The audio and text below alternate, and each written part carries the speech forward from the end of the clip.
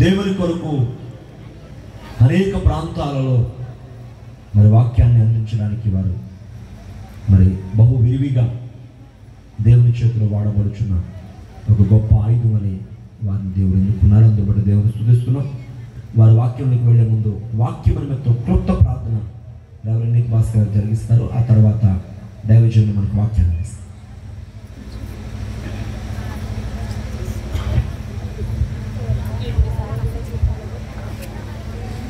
మమ్మలను మిక్కిలిగా ప్రేమించిన పరలోకపు తండ్రి, నీ నామమునకు వందనాలు, స్తుతులు, స్తోత్రములు తండ్రి. పరిశుద్ధుడా, పరిపూర్ణుడా యేసు స్వామి, మీకు వందనములు నాయన. ఘనుడా, మీకు వందనములు, వందనములు, వందనములు తండ్రి. నాయన తండ్రి ప్రభువా, 11 నెలలు భద్రపరిచి నాయన 12వ నెల ప్రభువా, డిసెంబర్ నెల ఆనంద మాసములో 26వ తారీఖుని నాడు తండ్రి మరలా క్రిస్మస్ పండుగను చేసుకోవడానికి ప్రభువా నేను తండ్రి మహిమ నేను తండ్రి మరణాత ఆలయములో మీరు జరిగిస్తున్న ఈ పండుగను బట్టి స్తుతిస్తున్నాము తండ్రి. మీకు వందనాలు తండ్రి. ఇక్కడ ప్రభువా పరిచయం చేయించున్న, సేవ చేయించున్న విజయకుమారయ్య గారిని బట్టి, వారి కుటుంబం బట్టి స్తుతిస్తున్నాం దేవా. మీకు వందనములు, వందనములు తండ్రి. ఆ వాక్యము శరీరధారి కృపా సత్య సంపూర్ణుడుగా మన మధ్య నివసించను నిజమే ప్రభువా. వాక్యమే నాయన తండ్రి మాటగా, నాయన తండ్రి ఆ మాట మూటగా, ఆ మూటే బాటగా తండ్రి మేము చూస్తున్నాము దేవా. మీకు స్తోత్రములు. ఎన్ని చేసిన క్రిస్మస్ కాదు కానీ ఆ వాక్యమును విని ఆ వాక్యమును ధ్యానం చేస్తే అది క్రిస్మస్గా మేము చూస్తున్నాము తండ్రి. మీకు వందనాలు దేవా. మీ మాటలు విన్న గొర్రెల కాపరులు తండ్రి మీ దగ్గరికి వచ్చినట్లుగా ప్రభువా దేవా నేను తండ్రి మా మధ్యలోనికి ప్రభువా దైవచనుడు వాక్యమును అందించడానికి తండ్రి ప్రభువా రెవరెండ్ డాక్టర్ మూర్తి పాలింగయ్య గారు ప్రభువా మా మధ్యలోకి వచ్చారు దేవా. వారు తండ్రి నైనా వాక్య వర్తమానం అందిస్తున్నప్పుడు తండ్రి దేవా మాకు ఏ వాక్యం అవసరమో నైనా తండ్రి ఏ మాటలు మాకు అవసరమో ఆ మాటలను బట్టి మేము ఎలాగో భద్రపరచబడతామో అటు వాక్యమును వారి ద్వారా నైనా తండ్రి దివ్యమైన వాక్కును మీరు మాకు అందించండి నాయన. వారంలో మీరు మాట్లాడండి దేవా. మీకు స్తోత్రములు తండ్రి. ఏకీభవించిన ప్రతి ఒక్కరిని దీవించండి. ఈ దురంత్రయంలో వాక్యము ఎంతమంది వింటున్నారో వారందరూ మీ వైపుకు త్రిప్పు భాగ్యము దయచేయమని, మీరే మాట్లాడమని నడిపించమని త్వరగా రానయ్యన్న యేసయ్య నామమున అడుగుచున్నాం పరమ తండ్రి. మరణాత అండి, మరణాత. ప్రార్థించిన తెలియజేస్తున్నాం. అందరికీ మరణాత. దేవునికి స్తోత్రం. అటు ఇటు కదలొద్దు, మెదలొద్దు, ఈ స్థలాన్ని వదలొద్దు. అమ్మా పురుషులైన వారు నిలబడ్డారు. ఈ పక్కన ఛాయిస్ ఖాళీ ఉన్నట్టు చేయండి. స్టేజ్కి ఎడమ చేతి వైపు రావాలి. మగవాళ్ళ కోసం గోల్డెన్ చైర్స్ ఏర్పాటు చేస్తాం. అవి ఆడబిడ్డల కోసం ఏర్పాటు చేసినవి. మరి వాక్యం ఎంతో విలువైంది. దేవుని వాక్యం కనుక మన హృదయాలను వాక్యం ద్వారా మన హృదయాలు బలపరుచుకుంటే ఆ వాక్యం మనల్ని నిత్యముక్కు నడిపిస్తుంది. మరి దేవుని వాక్యాన్ని మనకు అందించడానికి దైవజనులు మన మధ్యలో ఉన్నారు. వాళ్ళు ఎప్పుడో ఈ సమయం తీసుకోవడం జరిగింది. మంచి మనసుతో వారు ఎవరికో మాటిచ్చే 3 రోజులు వారికి మరి ఒకరోజు వెళ్ళి మరి మన మధ్యకు రావడానికి ఈరోజు అయ్యగారు మరి మనకిచ్చిన మాట ప్రకారం ఎంత వారికి మరి చాలా బిజీ షెడ్యూల్లో ఉన్నారు. అయినప్పటికీ మనకిచ్చిన మాట ప్రకారంగా వారు మన మధ్యకు సమయానికి అయ్యగారు మీకు 8 గంటల సమయం ఇస్తారంటే 8 గంటల ముందే ఇంకా దైవజనులు మన మధ్య ఉండడం చాలా చక్కని విషయం ఇది. మరి మనం 3 రోజులు సభలు పెట్టినప్పుడు కూడా దైవజనులు కరెక్ట్ అయిన 11 గంటలకు ఇస్తారంటే వారు 11 గంటలకు వచ్చేసారు. నాకు చాలా ఆశ్చర్యం అనిపించింది. వారి సమయాన్ని అంతగా మరి విలువిచ్చే వ్యక్తులు. మరి వారి మన మధ్య ఉండడం చాలా సంతోషకరం. వారు మన చెప్పిన వాక్యం మనందరికీ గుర్తుంది కదా, ఎంత అద్భుతమైన వాక్యాలు చెప్పారు. ఈరోజు మరి గొప్ప వాక్యాన్ని దేవుడు వారి ద్వారా మనకు అందించబోతున్నారు. శ్రద్ధ కలిగి మనం అందరం ఆలకిందాం. ఈ సమయంలో మనమందరం కూడా మన కరతాల ధ్వనులతో దైవజనుడు డాక్టర్ మూర్తి పాలింగయ్య గారిని ఆహ్వానం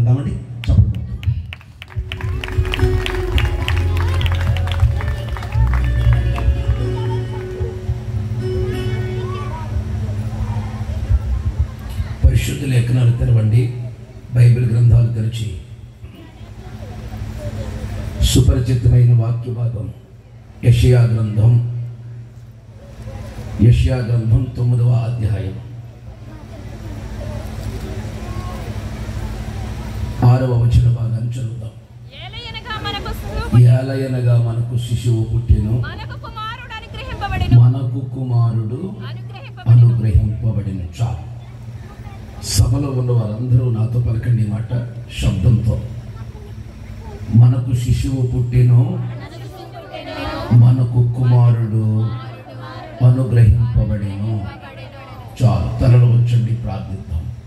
కన్న తండ్రి, మీకు వందనాలు స్తోత్రాలు చెల్లిస్తున్నాం. మా మంచి దేవుడు, మాతో ఉన్న ఇమ్మానుయేలు, పాటలు, ప్రార్థనలు, ఆరాధనల ద్వారా మీ నామానికి మహిమ తెచ్చుకున్నారు. ఈ సమయంలో నీ దీన సేవకుడైన నేను మీ వాక్యాన్ని పట్టుకొని స్థలం ముందు నిలబడి నిన్ను ప్రకటించుచుండగా మీ కరుణ కటాక్షము కలిగిన హస్తము మా మీద చాచి ఉంచండి. వాక్యం ద్వారా మీరు మాతో మాట్లాడండి. ఈ స్థలం చుట్టూ నీ సన్నిధిని ఆవరింపచేయండి. బాబు, వాక్యాన్ని పట్టుకుని నేను సిలువ చాటుకు వెళ్తున్నానండి. నేను మొరుగైపోతాను, మీరే కనపడండి. నేను తగ్గుతూ మీ నామాన్ని హెచ్చిస్తూ మహిమ ఘనత ప్రభావాలు మీకే ఆరోపిస్తూ యేసయ్య సర్వశక్తి గల నామంలో ప్రార్థించి అడిగి వేడుకొనిచున్నాను పరమ తండ్రి. అందరూ ఆమేనండి. క్షేమకరమైన ప్రయాణాన్ని ఇచ్చిన దేవాది దేవునికి మహిమ ఘనత ప్రభావాలు చెల్లిస్తూ ఈ రాత్రి ఈ క్రిస్మస్ ఆరాధనకు నన్ను ప్రేమతో ఆహ్వానించిన మాకు అత్యంత ప్రియులు, దేవుని సేవకులు, అభిషక్తులు, అత్యంత తగ్గింపు కలిగిన ఆత్మీయ మిత్రులు గౌరవనీయులు విజయ్ కుమార్ అయ్య గారికి నా వందన మరణాతలు తెలియజేస్తున్నాను. అమ్మగారికి కూడా నా వందన మరణాతలు, క్రిస్మస్ శుభాలు. వేదిక మీద ఆసీనులైన వారి తమ్ముడి గారికి కూడా నా ప్రత్యేకమైన వందన మరణాతలు. అలాగే కూడా వచ్చిన మీ అందరికీ యేసుక్రీస్తు పరిశుద్ధ నామంలో వందన మరణాత. ప్రభు మీ అందరినీ ఆశీర్వదించునుగాక. అందరూ ఆమెన్ చెప్పండి. సంతోషంగా మీ అందరికీ క్రిస్మస్ శుభాలు తెలియజేస్తున్నాను. Happy Christmas, God bless you. అలాగే సంఘ పెద్దలకు కూడా నా ప్రత్యేకమైన వందనాలు. సన్నిధి స్త్రీలకు కూడా నా నిండు మరణాతులు. మా యవన బిడ్డలకు కూడా నా శుభాలు తెలియజేస్తున్నాను. ఆయా ప్రాంతాల నుంచి మంచి మంచి బంధువులు వచ్చారు. మీతో పాటు మీ బంధువులు కూడా తీసుకొచ్చారనుకుంటున్నాను నేను. వారికి కూడా నా శుభాలు. ఈరోజు మంచి మాట విని వెళ్తారు మీరు. అలాగే వింటున్న వారికి, తింటున్న వారికి కూడా నా వందనాలు. తిన్న వెంటనే వచ్చి వింటున్నారు. మిమ్మల్ని దేవుడు దీవించి ఆశీర్వదించునుగాక. ఆమెన్. రైట్. కొన్ని విషయాలు ఈ రాత్రి 3 విషయాలు మీతో నేను మాట్లాడతాను. చాలా జాగ్రత్తగా వినండి. క్రిస్మస్ సందేశాలు నార్మల్గా మనందరికి అలవాటు అయిపోయింది. ఎందుకంటే చిన్నప్పటి నుంచి వింటున్నాం కదా. ఇది మంచి సమయం. మిమ్మల్ని నేను అభినందించే మాట ఏంటో తెలుసా? మీరు వాక్యాలు బాగా వింటారు, నాకు తెలుసు. పైగా మంచి సమయానికి నాకు ఇచ్చారు. ఎవరు కంగారు పడకుండా 1 గంట సేపు. నాకు అనిపిస్తుంది టెంటలో రెంట కట్టుకొచ్చారు కాబట్టి గంట నా చెప్పకపోతే కెట్టదని. ఏమన్నాను? టెంటలో రెంట కట్టుకొచ్చారు కాబట్టి గంట నా చెప్పకపోతే కిట్టుబాటు అవదని నా ఉద్దేశం. 1 గంట సేపు అన్నా మనం కూర్చుని వెళ్దాం. గోల్డ్ రేట్ ఇస్తాం దీనికి, కాబట్టి దీనికి కిట్టుబాటు అవ్వాలి. మా ఆర్కెస్ట్రా తమ్ముడికి ప్రత్యేకమైన వందనాలు, సౌండ్ సిస్టమ్ తమ్ముడికి వందనాలు. దాన్ని కూడా వాడుకోవాలి మనం. వాళ్ళు డబ్బులు ఎత్తున్నాం దానికి. అందుకని శ్రద్ధగా మీరు వాక్యం వినే ప్రయత్నం చేయండి. ఇంకో మాట చెప్తాను, విన్నా వినకపోయినా విన్నట్టు నటించండి. వాక్యం చెప్పేస్తాను. తెలుగు భాష అంటే నాకు చాలా ఇష్టం. తెలుగు భాషలో కొన్ని పదాలు అద్భుతంగా ఉంటాయి. ఈ వచన భాగాన్ని నేను చదువుతుండగా నాకు ఎందుకో ఒక ఆలోచన కలిగింది. ఈ ఇక్కడ కాస్త ఇబ్బంది అనిపించింది ఈ మాట నాకు. యాలయనగా మనకు శిశువు పుట్టెను, యాలయనగా మనకు కుమారుడు అనుగ్రహించబడెను. నాకు కాస్త అంత ఈ మాట ఇబ్బంది అనిపించింది. ఎందుకంటే ఇప్పుడు నాకు కుమారుడు పుట్టాడు. నాకు కుమారుడు పుడితే ఒక ఆయన వచ్చి అన్నాడు నన్ను, మూర్తన్న వదినికి కానుక వచ్చేసిందా అన్నాడు. వచ్చేసింది తమ్ముడు అన్నాను. మరి ఏం జరిగింది అన్నాడు. నాకు కొడుకు పుట్టాడని చెప్తాను, అంతేగాని ఆడు ఎవడో వస్తే మనకు కొడుకు పుట్టాడంటే తేడా రాదా? ఎంత తేడా వచ్చేస్తాయి. ఆడెవడో వచ్చి నాతో మాట్లాడి ఎవరు పుట్టారంటే మనకు కొడుకు పుట్టాడంటే తలకే పుట్టేసుకోడా. అంటే కొడుకు పుట్టడం అనేది వ్యక్తిగతం, కుమారుడు పుట్టడం అనేది వ్యక్తిగతం. ఇక్కడ బైబిల్ ఏమని చెబుతుందంటే యేసుక్రీస్తు వారు పుట్టక ముందు 700 సంవత్సరాల పూర్వం మనకు కుమారుడు శిశువు పుట్టాడు. ఆ శిశువు కుమారుడై అనుగ్రహించబడ్డాడు. మనకు అనేది తప్పు భాష కాదది. మనుషులకు పుడితే నాకు పుట్టారు అని చెబుతారు, కానీ ఈయన పరలోకము నుంచి మనందరికి, అంటే మనము అంటే సర్వలోకము కొరకు పుట్టిన కుమారుడు. చప్పళ్ళు కొట్టాలి. ఈయన ఎవరో తెలుసా? సర్వలోకమునకు పుట్టిన కుమారుడు. కుమారుడు అనగా ప్రాణము పెట్టిన కుమారుడు, ఆయన దేవుడు. అందుకే మనకు అన్నాడు. మనకు అంటే ఒక ప్రాంతానికి కాదు, ఒక రాష్ట్రానికి కాదు, ఒక కులానికి కాదు, ఒక తెగకు కాదు, ఒక మనుషులకు కాదు, ఒక క్రైస్తవులకు కాదు. నా యేసయ్య అందరికీ కుమారుడు. స్తోత్రం కలుగునుగాక. నా యేసయ్య సర్వమానవాళికి కుమారుడు. అందుకేనేమో ప్రపంచమంతా ఈ పండుగ జరిపించుకుంటుంది. మనకు కుమారుడు పుట్టాడు, అనుగ్రహించబడ్డాడు. మంచి విషయాలు చెప్తాను వినండి. 3 సంగతులు మీకు జ్ఞాపకం చేస్తాను. కుమారుడు పుట్టాడు అంటే, కుమారుడు అంటే ఇంట్లో మనిషి అని అర్థంగా, కుమారుడు అంటే రక్త సంబంధం అని అర్థంగా, కుమారుడు అంటే తోడుగా ఉండేవాడని అర్థంగా, కుమారుడు అంటే వెంట ఉండేవాడని అర్థంగా, కుమారుడు అంటే నా అనేవాడు కదా.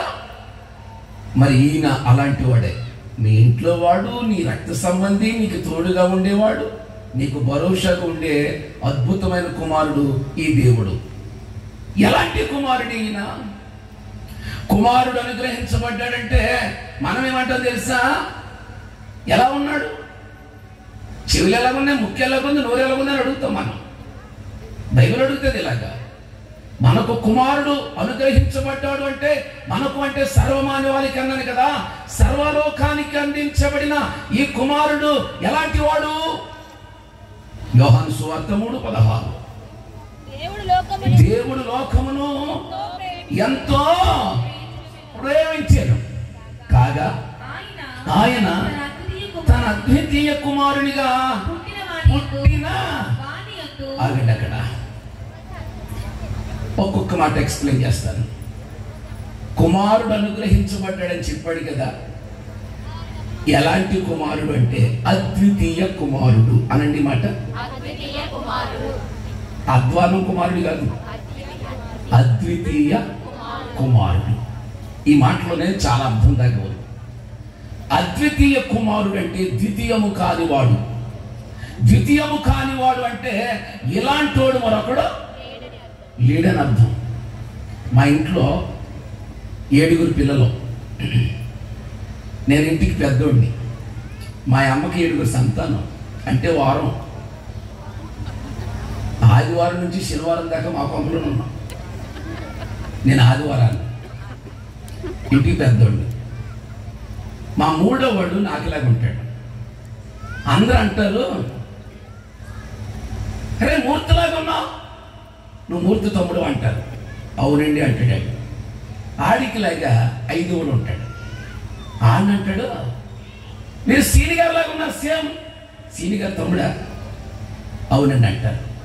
అంటే మా తల్లి కన్నటువంటి 7 గురిలో ఒకలాంటి కుమారుడు మరొకడు ఉన్నాడు, ఒకలాంటి మరొకడు ఉన్నాడు. కానీ మనకు అనుగ్రహించబడినటువంటి కుమారుడు ఉన్నాడు. చూశారు, సర్వ ప్రపంచములో ఇలాంటి కుమారుడు మరొకడు లేడు, అద్వితీయ కుమారుడు. స్తోత్రం చెప్పండి అందరూ.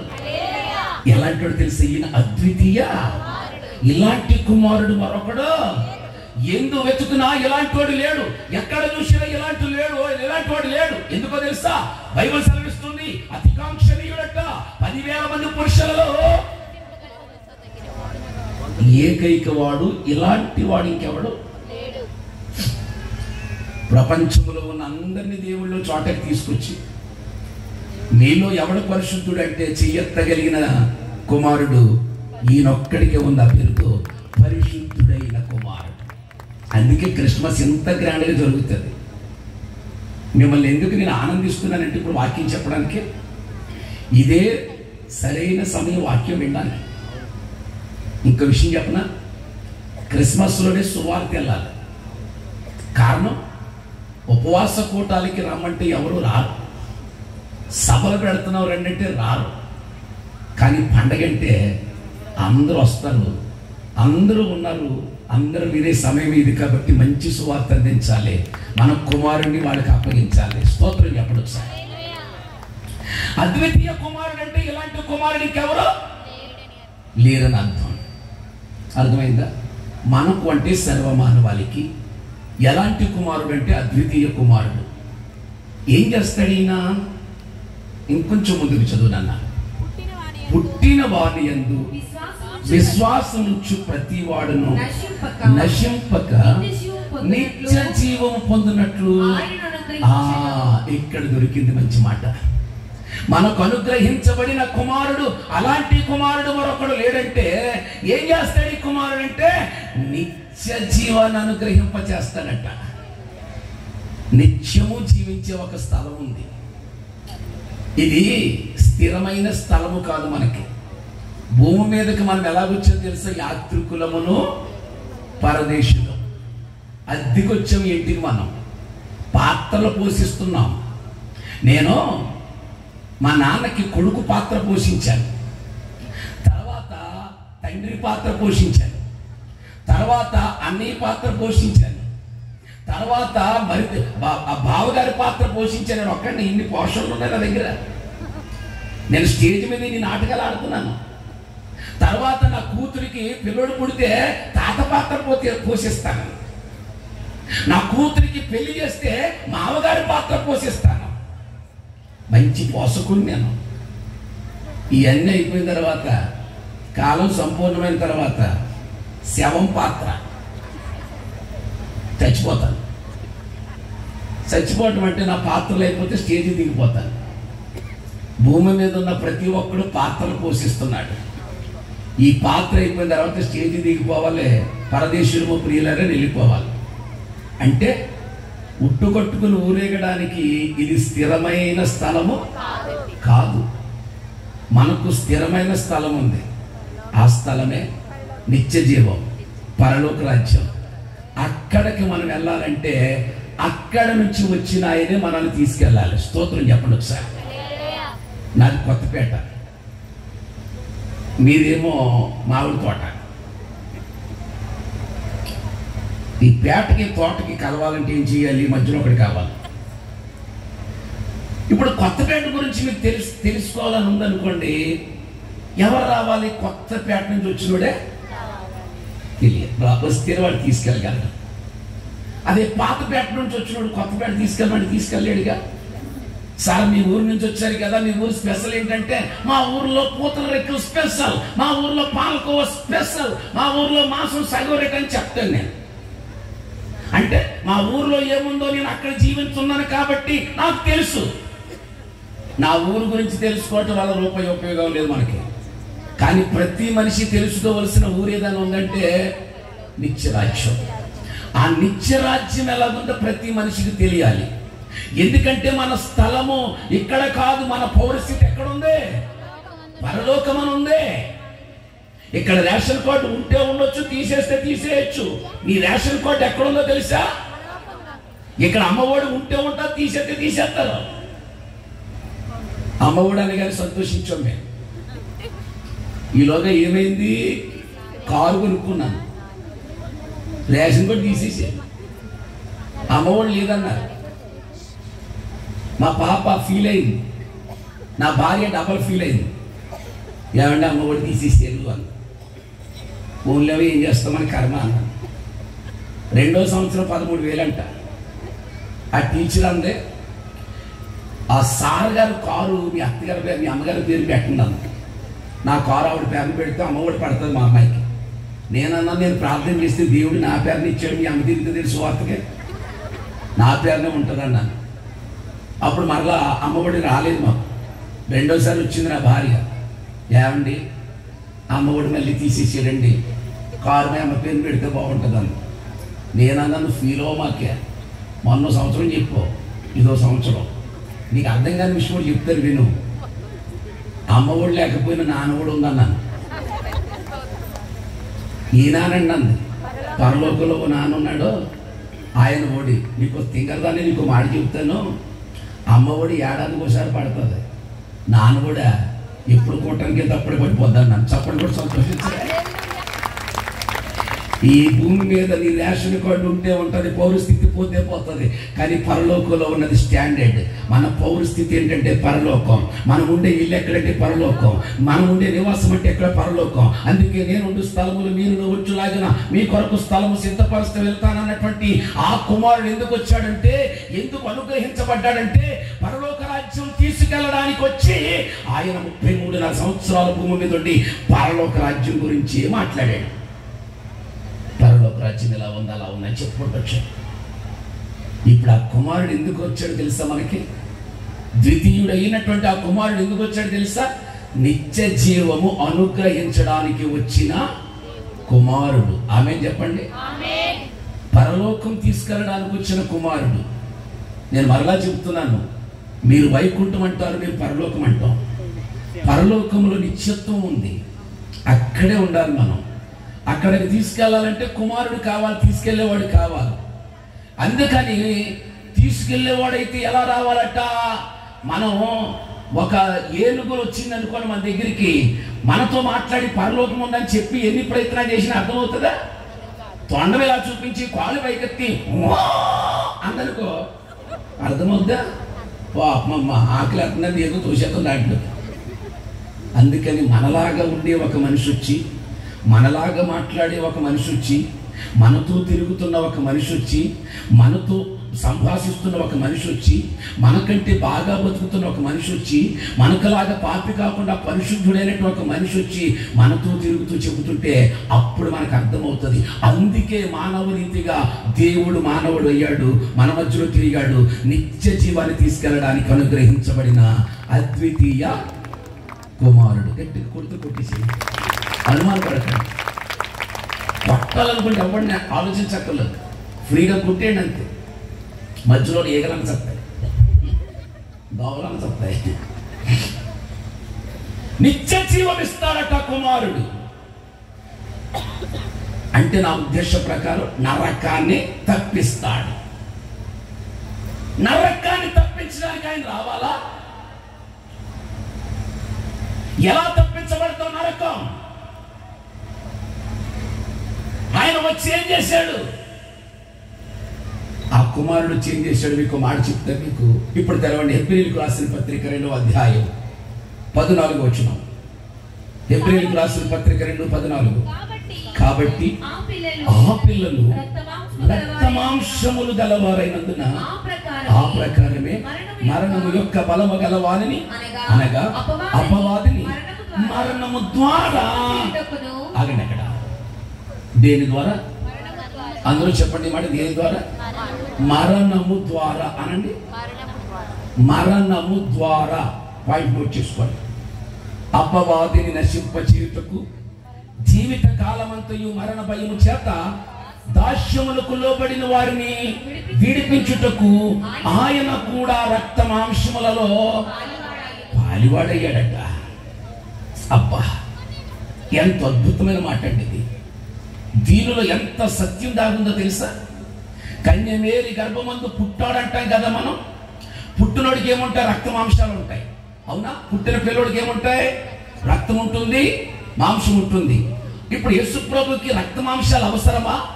దేవుడికి రక్త మాంసాలు అవసరమా? దేవుడు ఆత్మస్వరూపి కదా, ఆయనకు శరీరం అవసరమా అంటే అవసరం వచ్చింది. ఎందుకు అవసరం వచ్చింది అక్కడ రాస్తాడు. చాలా జాగ్రత్తగా వైపు వినండి, చూస్తూ వినండి. అక్కడ రాయబడిన మాట నేను ఒక్కొక్క మాట వివరిస్తాను. ఆ పిల్లలు రక్త మాంసములు గలవారైనందున అన్నాడు. ఆ పిల్లలు అంటే మనమే. మనకేమున్నాయి? ఇప్పుడు రక్తము ఉంది, మాంసం ఉంది. రక్త మాంసాలు ఉన్న వాడికి మరణం కదా, ఆత్మకు మరణం లేదుగా. మనకు రక్త మాంసాలు ఉంటేనట ఆ ప్రకారమే మరణము యొక్క బలము గలవాడని అన్నాడు. ఎవడు మరణము యొక్క బలము గలవాడంటే అపవాది. మరణాన్ని తీసుకొచ్చినాడు ఎవడంటే సైతానుడు. దేవుడు తీసుకురాలేదు మరణాన్ని. ఏం చెప్పాడు? ఆ వృక్ష ఫలం తింటే నిశ్చయముగా సత్యదం అన్నాడు. మాట వెళ్ళలేదు, ఆజ్ఞను అతిక్రమించాడు. ఆజ్ఞ అతిక్రమమే పాపమయ్యింది. పాపం వలన వచ్చిన జీతమే మరణం. అయితే మరణము తీసుకురావడానికి అధిపతి ఎవడంటే సైతానుడు, అపవాది. ఇప్పుడు దేవుడి ఉద్దేశం ఏంటి? అపవాదిని నశింప చెయ్యాలి. ఈలోగా ఎందుకు అపవాదిని నశింప చెయ్యాలంటే వాడు మనకి మరణం అనే భయం పెట్టాడు. అందుకే వాడు ఎప్పుడైనా చూడండి ప్రతి క్షణములు చచ్చిపోమని చెబుతాడు. వాడు గట్టిగా తిట్టాడు మీ ఆయన, చచ్చిపో. సెల్ ఫోన్ కొనివ్వలేదా? చచ్చిపో. మన రీఛార్జ్ కొనివ్వలేదు, రీఛార్జ్ చేయలేదని ఊరేసుకుంటాడు కాబట్టి. చిన్నదానికి పెద్దదానికి అంటాడు చచ్చిపో చచ్చిపో అంటాడు. అంతే. వాడే మరణానికి అధిపతి. నా యేసయ్య ఎవరు? జీవాధిపతి, జీవానికి అధిపతి. మళ్ళీ పట్టుచి గట్టిగా చెప్పట్లు. సాతానుడు మరణానికి అధిపతి అయితే నా యేసయ్య జీవానికి. వీళ్ళిద్దరి మధ్యలో బతుకుతున్నాం మనం. ఇద్దరు అధిపతుల మధ్యలో బతుకుతున్నాం. ఎవరాల్లో? ఒకడేమో మరణాధిపతి, ఇంకొక ఆయన జీవాధిపతి మధ్యలో మనం. వాడు మరణం పెట్టాడు మనకి. ఇప్పుడు ఏమవుతుందంటే తెలుసా? ఆ మరణం అనే భయంతో బతుకుతున్నాం మనం. ఇక్కడ కూర్చున్న వాళ్ళందరిని అడుగుతున్నాను, స్పష్టంగా చెప్పండి, అనుమానం పడకుండా చెప్పండి, సిగ్గు లేకుండా చెప్పండి. చావు అంటే భయం లేదన్న వాళ్ళు ఎవరైనా చేయొద్దండి. ఒకటి, రెండు. చిన్నపిల్లలు తిరిగి తెలియదు. చావు అంటే భయం లేదన్నవాడు భూమి మీద ఎవడో లేడు. మొన్నే తేతలి డానియేల్ అయ్య గారు చర్చికి వెళ్ళాడు, బైబిల్ మిషనే. ఒక ఆవిడ నాకు లేదు అన్నది. ఆవిడ నేను అన్నాను షట్టర్ ఎందుకు వేసుకున్నావు అన్నాను. సెలెక్ట్ చేస్తుంది అన్న. సెలెక్ట్ ఏమవుద్ది అన్నాను. ఒళ్ళు వాసిపోద్ది అన్న. మరి ఒళ్ళు వాసిపోతే చచ్చిపోతావనే కదా. చావంటే భయం లేదన్నప్పుడు జిండు బాబు ఎందుకబ్బా, శాస్త్రి బాబు ఎందుకబ్బా, తలపుట్టుతో పిల్లలు ఎందుకబ్బా. భూమి మీద ఉన్న ప్రతి మనిషి బ్రతకాలని కోరుకుంటాడు. చచ్చే ముసలిదాన్ని కూడా చూడండి, చచ్చిపోయేటప్పుడు అరే లాక్యాలు శిలైనట్టు అంటుంది. శిలైనట్టు పక్కన నుంచి పక్క వచ్చేస్తుంది. అయినా కానీ అడుగుతుంది. అంటే ప్రతి మనిషి ఎవరు దేని భయంతో బతుకుతున్నాడు? మరణ భయంతో బతుకుతున్నాడు. ఇప్పుడు మరణం అనే భయం తీయాలి. మరణం అనే భయం తీయాలంటే ఎవడి వల్ల కాదుగా. ఆ భయం తీయాలంటే అక్కడ రాశాడు మరణము ద్వారా అన్నాడు. అక్కడ అంటే మరణ భయాన్ని మరణము ద్వారా తీస్తే అపవాది నశిస్తాడని దాని అర్థం. ఇక్కడ మాట చెప్తాను, మరణాన్ని దీంతో తీయాలి, మరణము ద్వారానే తీయాలి. వింటున్నారా? మధ్యలో మాట్లాడుకుంటే ఎవరు? మన భాషలో చెప్పాలంటే ముళ్ళుతోనే తీయాలి. అందుకే మరణమా నీ ముళ్ళు అంటే మరణం అనే భయాన్ని తొలగించడానికి ఒక ఆయన వచ్చి మరణించాలి. ఆ మరణించిన తర్వాత ఏం జరుగుతుందో తెలియాలి. అందుకే నా యేసయ్య రక్త మాంసాల్లోకి వచ్చి మనిషిలా మారి ఆయన కూడా మన ఎదురుగానే మరణించి సమాధి చేయబడి 3వ దినాన తిరిగి లేచి నా మరణ భయాన్ని తొలగించాడు. అందుకే పరలోకము నుంచి అనుగ్రహించబడ్డాడు కుమారుడు. గట్టిగా కొట్టు చప్పట్లు. మీకు ఇంకా అద్భుతమైన ఒక ఉదాహరణ చెప్తాను మీకు. ఏమిటో ఉదాహరణ అంటే ఎగ్జాంపుల్ అనుకోండి. ఉదాహరణ, నేను ఇందాక బయలుదేరి మీటింగ్కి వస్తున్నాను. మీటింగ్ వస్తుంటే కాలం ఉంది, కాలం మీద వంతున ఉంది. నాకు నీళ్ళంటే చచ్చేటంత భయం, వణికిపోతాను. ఉదాహరణ సుమి, నీళ్ళేసరి కనుక మీద నీళ్ళంటే చాలా భయం. ఈ లోపల నడుచుకుంటూ నేను ఏం చేశానంటే వంతెన మీదకి వచ్చాను. నాకు క్రిందకు చూస్తే నీళ్ళు ఉన్నాయి, వణికిపోతున్నాను. మధ్యలో అయ్యి బాబు నీళ్ళ మధ్యలో ఉన్నాను, మునిగిపోతున్నాను భయపడుతుంటుంటే విజయ్ కుమార్ అయ్యగారు ఫోన్ చేశారు. మూర్తి అయ్యగారు ఎక్కడున్నారన్నారు. అయ్యగారు భయపడుతుందండి, నేను మధ్యలో ఉన్నానండి, నీళ్ళకు మధ్యలో ఉన్నానండి, మునిగిపోతాను అయ్యగారు అంటుంటే ఆయన అన్నాడు, అయ్యా సమయం అయిపోయింది కదా అన్నాడు. నేను రాలేను అయ్యగారు, ఇవాళ మునిగిపోయేలాగా ఉన్నాను అన్నాడు. ఈలోగా ఆయన అన్నాడు 5 నిమిషాలు ఉండనని ఆయన బండేసుకుని ఆ వంతెన దగ్గరికి వచ్చాడు. వచ్చి నా దగ్గరికి వస్తుంటే అంటున్నాను, పాస్టర్ గారు రావద్దు, మీరు కూడా మునిగిపోతారు అని అంటుంటే ఆయన అన్నాడు, పాస్టర్ గారు మీరు కంగారు పడకండి, నీళ్ళు వైపు చూడకండి, నా వైపు చూడండి అన్నాడు. అలా కాదు సార్ అంటే, ఉండండి పాస్టర్ గారు, నా వైపు చూడండి, నీళ్ళ వైపు చూడకండి అన్నాడు ఆయన. అప్పుడు నేను ఆయన వైపు చూస్తుండగా ఏ నీళ్ళనైతే చూసి నేను వణికిపోతున్నానో నా ఎదురుగా నీళ్ళలో దూకేశాడు ఆయన. దూకేసి అటు ఇటు నడిచేస్తున్నాడు. అటు పాస్టర్ గారు చూసారా, మోకాలు లోతంతు కూడా లేవు ఈ నీళ్లు. ఈ నీళ్ళని చూసా భయపడుతున్నారు. చూడండి, నేను మునిగానా, నేను చచ్చిపోయానా, నేను మునిగిపోయానా అని ఏ నీళ్ళను చూసి నేను భయపడుతున్నానో ఆ నీళ్ళలోనే ఆయన అటు ఇటు నడిచేస్తా కూర్చుంటే ఇప్పుడు నాకేమనిపిస్తుంది? ఏం పోయింది? నీళ్ళ మీద నాకు భయము ఎందుకు పోయిందంటే ఆయన ప్రాక్టికల్ గా దానిలో దూకి నేను మునగలేనప్పుడు మీరెందుకు మునుగుతారని చెప్పారు కదా. దీని అర్థం అదే. నేను నీళ్లను చూసి భయపడుతున్నప్పుడు ఒక వ్యక్తి వచ్చి నీళ్ళలో దూకి నీళ్ళ భయాన్ని నాకు తొలగించినట్లుగా మరణం అనే భయముతో మనుషులు బ్రతుకుతుండగా ఒక ఆయన వచ్చి మరణములోనికి దూకి చనిపోయి 3వ దినాన తిరిగి లేచి మరణాన్ని జయించాలిరా, నా యందు విశ్వసిస్తే మరణించవయ్యా, నాతో పాటు తిరిగి లేస్తావని మరణ భయము తీయడానికి వచ్చిన కుమారుడు ఆయన. మరణ భయాన్ని తొలగించడానికి వచ్చిన కుమారుడు. ఇప్పుడు నాకేం పోయిందో తెలుసా? మరణం అంటే భయం పోయింది. ఏ మరణమో తెలుసా? ఈ మరణం కాదు, 2వ మరణం. నేను దేవుని నమ్ముకుని బాప్తిసం పొంది చనిపోతే గనక దినం ఘనంగా చేస్తారు, సమాధి పెట్టి గట్టిగా చేస్తారు, అద్భుతమైనటువంటి కూడిక పెడతారు. గొప్ప చిత్రం ఏంటంటే సదాకాలం ప్రభువుతో ఉండడానికి నేను వెళ్ళిపోతాననే భయం పోగొట్టడానికి, ఆయన నిత్య జీవం ఇవ్వడానికి, మరణ భయం తొలగించడానికి ఆయన మనకు అనుగ్రహించబడ్డాడు. ఇంకో మాట చెప్పనా, నీ విజయ్ కుమార్ గారు వచ్చి నీటిలో దూకకపోతే నాకు నీళ్ల మీద భయం పోదు. యేసు ప్రభు వచ్చి చనిపోయి ఉండకపోతే క్రైస్తవుడికి మరణం అంటే భయం పోయి ఉండేది కాదు. మరి యేసు ప్రభు వచ్చి చనిపోవాలంటే ఆయనకి ఏం కావాలా? రక్తమాంసాలు కావాలి. రక్తమాంసాలు కావాలంటే ఏం చేయాలా? మనిషిగా పుట్టాలి. ఇంకో మంచి మాట చెప్పనా, భూమి మీద పుట్టిన ప్రతి వాడు బ్రతకడానికి వస్తాడు. నా యేసయ్య ఒక్కడే నా కోసం చనిపోవడానికి వచ్చాడు. బిగ్గరగా చప్పట్లు కొట్టండి. క్రిస్మస్ అంటే ఒక భరోసా. నా కోసం ఒక వ్యక్తి వచ్చి చనిపోయాడని చెప్పటమే క్రిస్మస్. 3 మేకులు లాక్కోలేనుడు దేవుడు అనకండి. ఎవడో చెప్తున్నాడు, ఆయన చనిపోవడానికి వచ్చాడు. ఆయన 3 మేకులు లాక్కోవడం పెద్ద బ్రహ్మ విజయం కాదు. అలా కన్ను సైగా చేస్తే దేవదూతలు వస్తారు. కానీ మేకులు లాగేసుకున్నాడు అనుకో, చనిపోడగా. చనిపోకపోతే నాకు మరణం భయం పోదుగా. మరణము ద్వారా సాతాను నశింప చేయలేడుగా. ఈ 3 మేకులు గడితో మాట చెప్పండి. ఇంకో 3 అడుగులు ఎత్తే నా యేసయ్య 3వ దినాన్ని తిరిగి లేచాడు.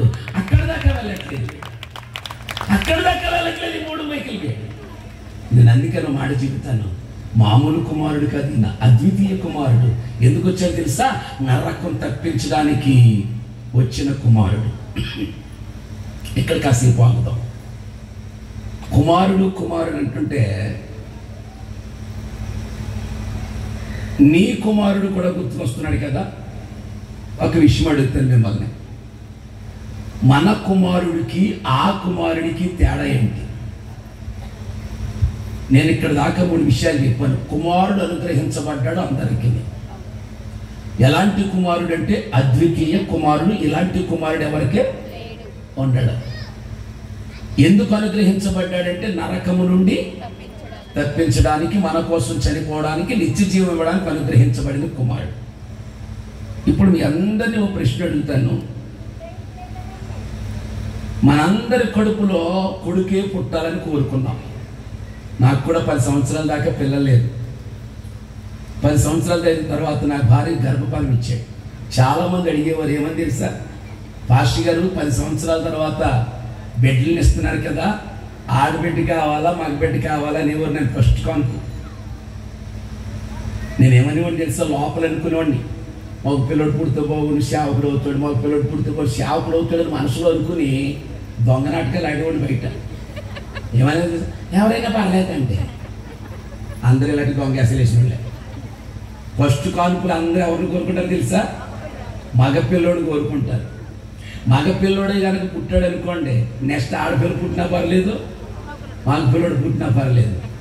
తర్వాత ఆడపిల్ల పుట్టిన తర్వాత గూడని కవరేజ్ చేశాను, నేను ప్రార్థన చేశాను ఆడపిల్ల పుట్టిందని, అబద్ధాలు ఆడాను. కానీ మనసులో ఫస్ట్ కాన్పు ఎవరు పుట్టాలని కోరుకున్నాను, మగపిల్లోడు. అసలు నేనే కాదు, ఇక్కడ ఉన్న వాళ్ళందరూ కూడా ఫస్ట్ మగపిల్లోడే కోరుకుంటారు.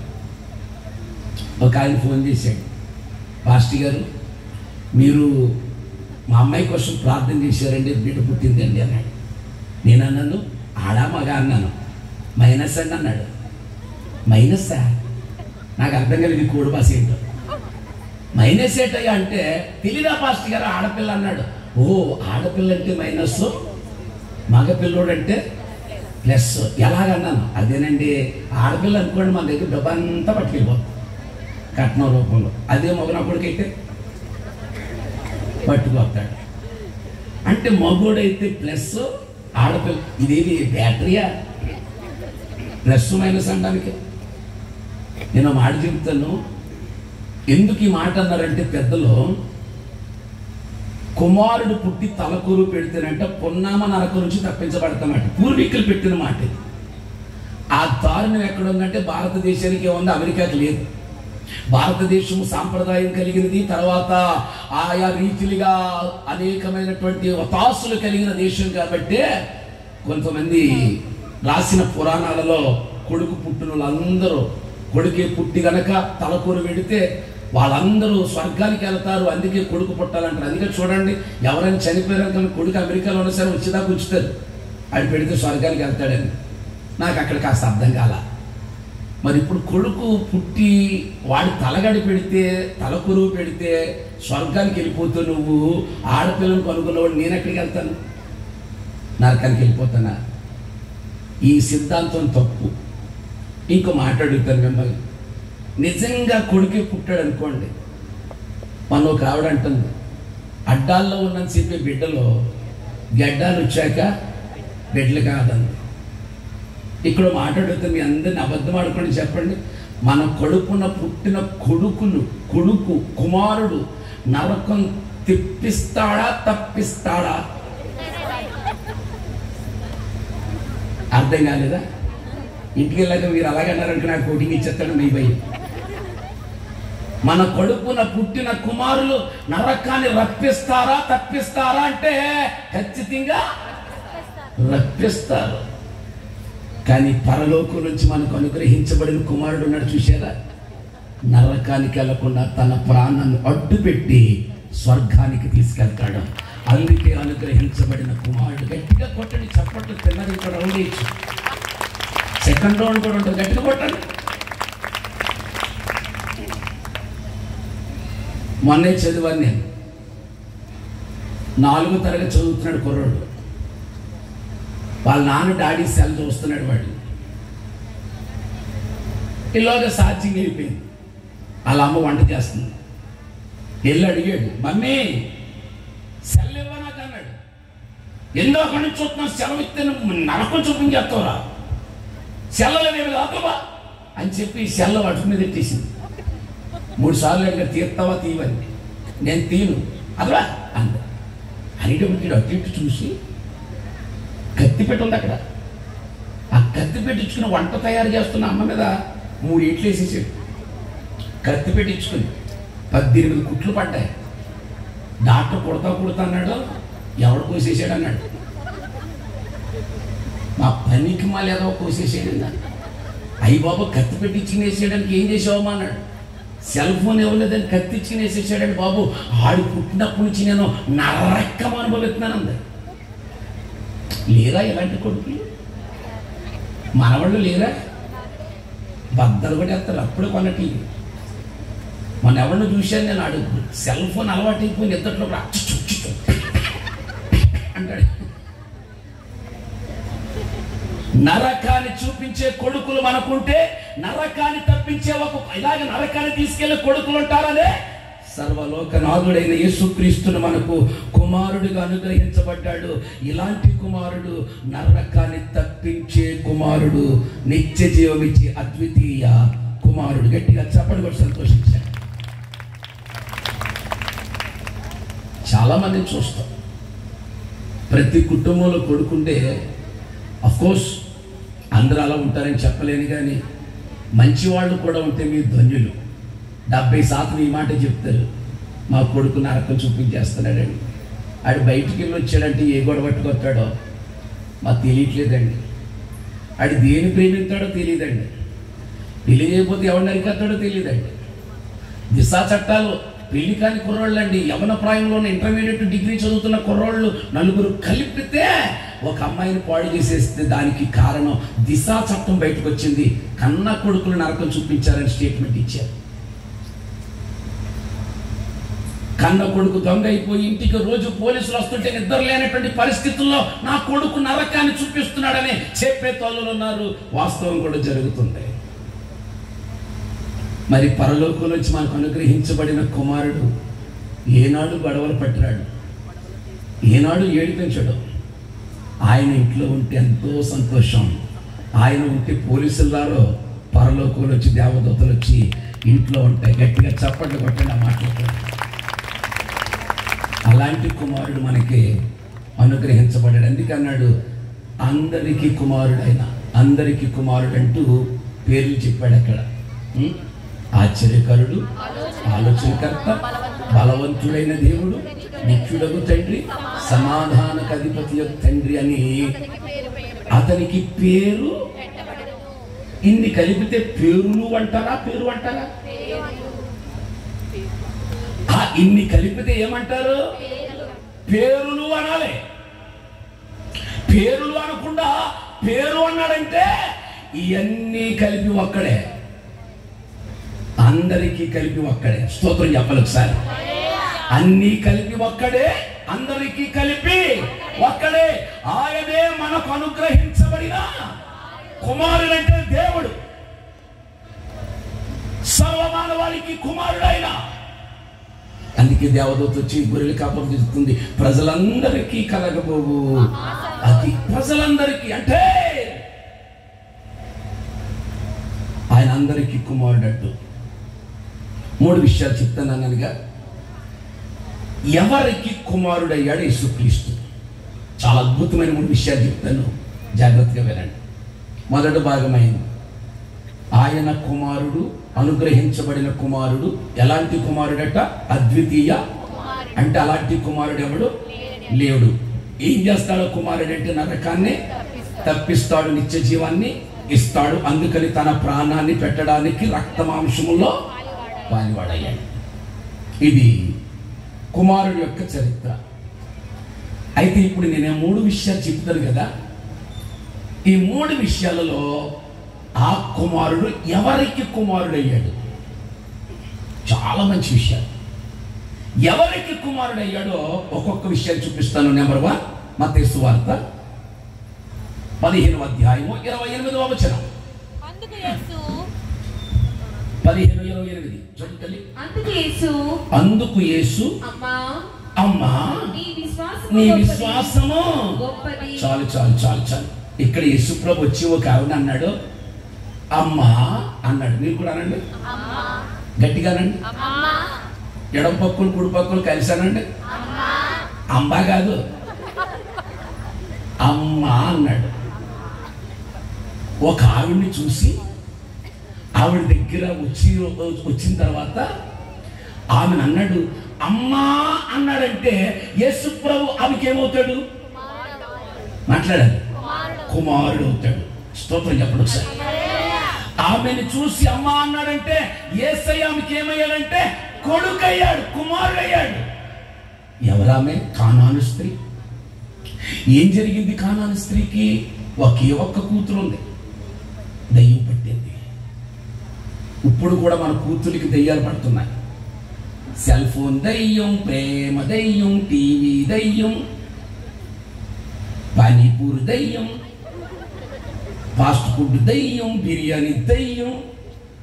మన కూతురు కూడా కొన్ని దయ్యాలు ఆడుతున్నాయి. ఆ కన్న తల్లికి ఒక కూతురుంటే కూతురికి దయ్యం పడితే కనాను స్త్రీ. కనాను ఎవరంటే, కనాను స్త్రీ అంటే అన్యురాలు అనండి మాట. అన్యురాలు. దేవుడు యూదుడు, యేసుక్రీస్తు. అసలు వాళ్ళు ఒప్పుకోరు, వీళ్ళకి వాళ్ళకి సంబంధం ఉండదు. ముట్టుకోరు, వాళ్ళ నీళ్ళు తాగరు, వాళ్ళ సైడ్ వెళ్ళరు. ఇప్పుడు అన్యురాలు యేసయ్య దగ్గరికి వచ్చి మాట చెప్తుంది, అయ్యా నా ఒక్కగానొక్క కూతురు ఉందయ్యా, ఆ ఒక్క కూతురు చనిపోయినట్టుందయ్యా, ప్రతిరోజు కేకలు పెడుతుంటే గుండె చెరువైపోతుందయ్యా. ఇలా చెప్పుకుంటూ వచ్చి నేను ఊహించుకున్నాను, అన్యురాలు కదా. అయ్యా రక్షరేట్లు బట్టి వచ్చి కట్టానయ్యా, దయ్యం వెళ్ళలేదయ్యా. కాళ్ళకు కట్టాను, వేలకు కట్టానయ్యా, వెళ్ళలేదయ్యా. వసంతం నీళ్లు దిష్టి తీసి పారబోసానయ్యా, వెళ్ళలేదయ్యా. నిమ్మకాయలు పట్టి కొబ్బరికాయలు కొట్టి అన్ని బయటేసానయ్యా, వెళ్ళలేదయ్యా. ఇంటి చుట్టూ టైర్లు కూడా వెలిగిస్తున్నానయ్యా, వెళ్ళట్లేదయ్యా. అన్నం ఉండి దాటిస్తున్నానయ్యా, వెళ్ళట్లేదయ్యా. చివరికి చచ్చిపోయేలాగా ఉందయ్యా. ఈ భూమి మీద ఆ దయ్యాన్ని వెళ్ళగొట్టే శక్తి ఎవరికి లేదన్నప్పుడు నాకు అర్థమైంది ఏంటి తెలుసా? దయ్యాలకి అధిపతి ఎవడో ఉంటాడు. దయ్యాలు భయపడ్డాను ఒకడో పెద్ద ఆయన ఉంటాడని అనుకుంటే నువ్వు కనిపించవయ్యా. అందుకని నేను వెతుక్కుంటూ నీ దగ్గరకు వచ్చేసానయ్యా, వెతుక్కుంటూ నీ దగ్గరకు వచ్చేసానయ్యా. నీకు దయ్యాలు భయపడతాయి కదా, దయ్యాలకు దేవుడు అంట కదా, దయ్యాలు చూసి గడగడలాడతాయంట కదా. నా కూతుర్ని రక్షించేవాడు నువ్వే అని పాదాల మీద పడి ప్రాధేయపడుతుంటుంటే, అమ్మా నేను రాను, ఇశ్రాయేల్ దగ్గరకు నశించిపోతున్న ఇశ్రాయేల్ దగ్గరికి వచ్చాను కానీ నీ దగ్గరికి రాలేదని కాసేపు అన్నాడు దేవుడు, యేసుక్రీస్తు. వెంటనే కూడా పడి కేకలు పెట్టిందట. నువ్వు కుక్క లాంటిదనం అంటే కుక్కనేనయ్యా. ఆ కుక్క కూడా బల్ల మీద పడినటువంటి రొట్టు ముక్కలు తింటారు కదయ్యా, ఒక్క రొట్టు ముక్క ఏదో మాట విసరండి అయ్యా అంటే, అమ్మ బాబోయ్, అన్య జనాంగములు ఇంత విశ్వాసం నేను చూడలేదనుకుని ఆమె వైపు చూసన్నాడు. అమ్మా అన్నాడు, అమ్మ అన్నాడు. అంటే ఈమెకేమయ్యాడు? కుమారుడు అయ్యాడు. ఎవరన్నాను? కనాను స్త్రీ, అన్యురాలు అన్నాను. ఇప్పుడు చెప్పండి, అన్యులకు కూడా నా యేసయ్య కుమారుడే. గట్టిగా చప్పటి కొట్టండి ఒకసారి. అన్య జనాంగానికి కూడా నా యేసయ్య కుమారుడే, నా యేసయ్య దేవుడే. విడగొట్టేస్తున్నారు యేసయ్యని. యేసు ప్రభు క్రైస్తవులకే కాదు దేవుడు, యేసుక్రీస్తు యూదులకే కాదు దేవుడు. యేసు ప్రభు ఇంగ్లాండ్ నుంచి వచ్చినోడు కాదు, బ్రిటిష్ వాడు వదిలేసినోడు కాదు, అన్య జనాంగాన్ని కూడా పిలిచిన దేవుడు. అన్య జనాంగానికి కూడా ఈయన యేసయ్యే. మనం కూడా కొన్ని విషయాలు మారాలి. వాళ్ళ దగ్గరికి వెళ్ళంట, నా పండగ మీ బాబు రాసిచ్చాడు నీకు, మా పండగ కాదు. ఏం చెప్పాలా? మన పండగ అని అన్నారనుకోండి, అప్పుడు అనండి ఈ విషయం చూపించి, అమ్మ అన్యులకు కూడా దేవుడే అయినా. అసలు వచ్చిందే వాళ్ళ కోసం. ఇవాళ నేను చెప్పనా, ఇక్కడ కూర్చున్న మనందరం పుట్టు క్రైస్తవులు కాదరా, అన్యుల్లోంచి వచ్చిన వాళ్ళమే. పుట్టుకతో వచ్చిన వాళ్ళు ఎవరంటే మీరు ధన్యులు, మేము అన్యులు. చాలా మంది చూడండి, అన్యులు ఎగబడి యేసయ్య దగ్గరికి పరిగెత్తుకు వస్తున్నారంటే ఈ మాట నేను చెప్పనా, ఎక్కడెక్కడికి తిరిగినా చివరికి రావాల్సిన దేవుడు ఈయనే, ఈయనే, ఈయనే. ఆయన దగ్గరికి రావాలి. ఎంతన్నా తిరగండి, రావాల్సింది ఆయన దగ్గరికే. 7 పిల్లలు కన్న తర్వాత మా అమ్మగారు ధనలక్ష్మి 12 ఆపరేషన్ పడి ఆవిడికి, ఏదేదో జబ్బులు. పరిస్థితి బాగోక ఆవిడ పిచ్చిదైపోయింది, మెంటల్ షాక్ వచ్చింది. తల మీద స్నానం చేసేది కాదు, అవి ఓడల కింద అయిపోయేవి. మా అమ్మమ్మ కూడా సరిగ్గా చూసేది కాదు, నాయనం లేదు చిన్నప్పటి నుంచి. తోటి గొడవలు కూడా సరిగ్గా చూసేవారు కాదు. మా నాన్నగారు చిన్నాయన, 7 పిల్లలు, పిచ్చిదైపోయింది. అన్నం వండి పెట్టేది కాదు, భోజనం లేదు మాకు. మా నాన్నగారు అనుకున్నారు ఈ మెంటల్ షాక్ తగ్గడానికి హాస్పిటల్ తీసుకెళ్తే ఎవరి వల్ల అయ్యేది కాదు, మొత్తం ట్యాబ్లెట్లు ఇచ్చేవారు తప్ప ఎవరి వల్ల అయ్యేది కాదు. చివరికి అనుకున్నాడు మా నాన్న, లైన్మెన్ గారు అయినా, నా భార్య ఎన్నో తీర్థయాత్రలు చేసింది, ఎంతోమంది దేవుళ్ళు మొక్కింది కాబట్టి ఆ దేవుళ్ళ దగ్గరికి తీసుకెళ్తే బాగుపడుతుందని కొన్ని వేల రూపాయలు ఆ రోజుల్లో అప్పు చేసి మా చిన్నాన్న గారిని వెంట పెట్టుకుని నాకు పిల్లల్ని అప్పగించి, మా అక్క వేరే అన్నవరం అక్కని దేవర పెళ్ళి ఉంటే ఆవిడని తీసుకొచ్చి మా ఇంటి దగ్గర పెట్టి ఓ నెలల తర్వాత వస్తాను, నా భార్యకు రోగాలు తగ్గట్లేదు, ఈ పిచ్చి తగ్గట్లేదు అని చెప్పి మా అమ్మగారిని ఎన్ని గుళ్ళు అయితే తీసుకెళ్ళాడో అన్ని గుళ్ళకి తిప్పాడు ఈయన. కావలా కాశాడు. తలనీలాలు కూడా ఇద్దామనుకుంటారు, అంత రొప్ప కింద అయిపోయింది. ఒప్పుకునేది కాదు. మా అమ్మ తల మీద చెయ్యేస్తే పెద్ద కేకలేసేసింది. అన్ని గుళ్ళు తిరిగి తిరిగి తిరిగి తిరిగి నెలల తర్వాత వచ్చాడు. మరీ పిచ్చిదైపోయింది తప్ప బాగుపడలేదు.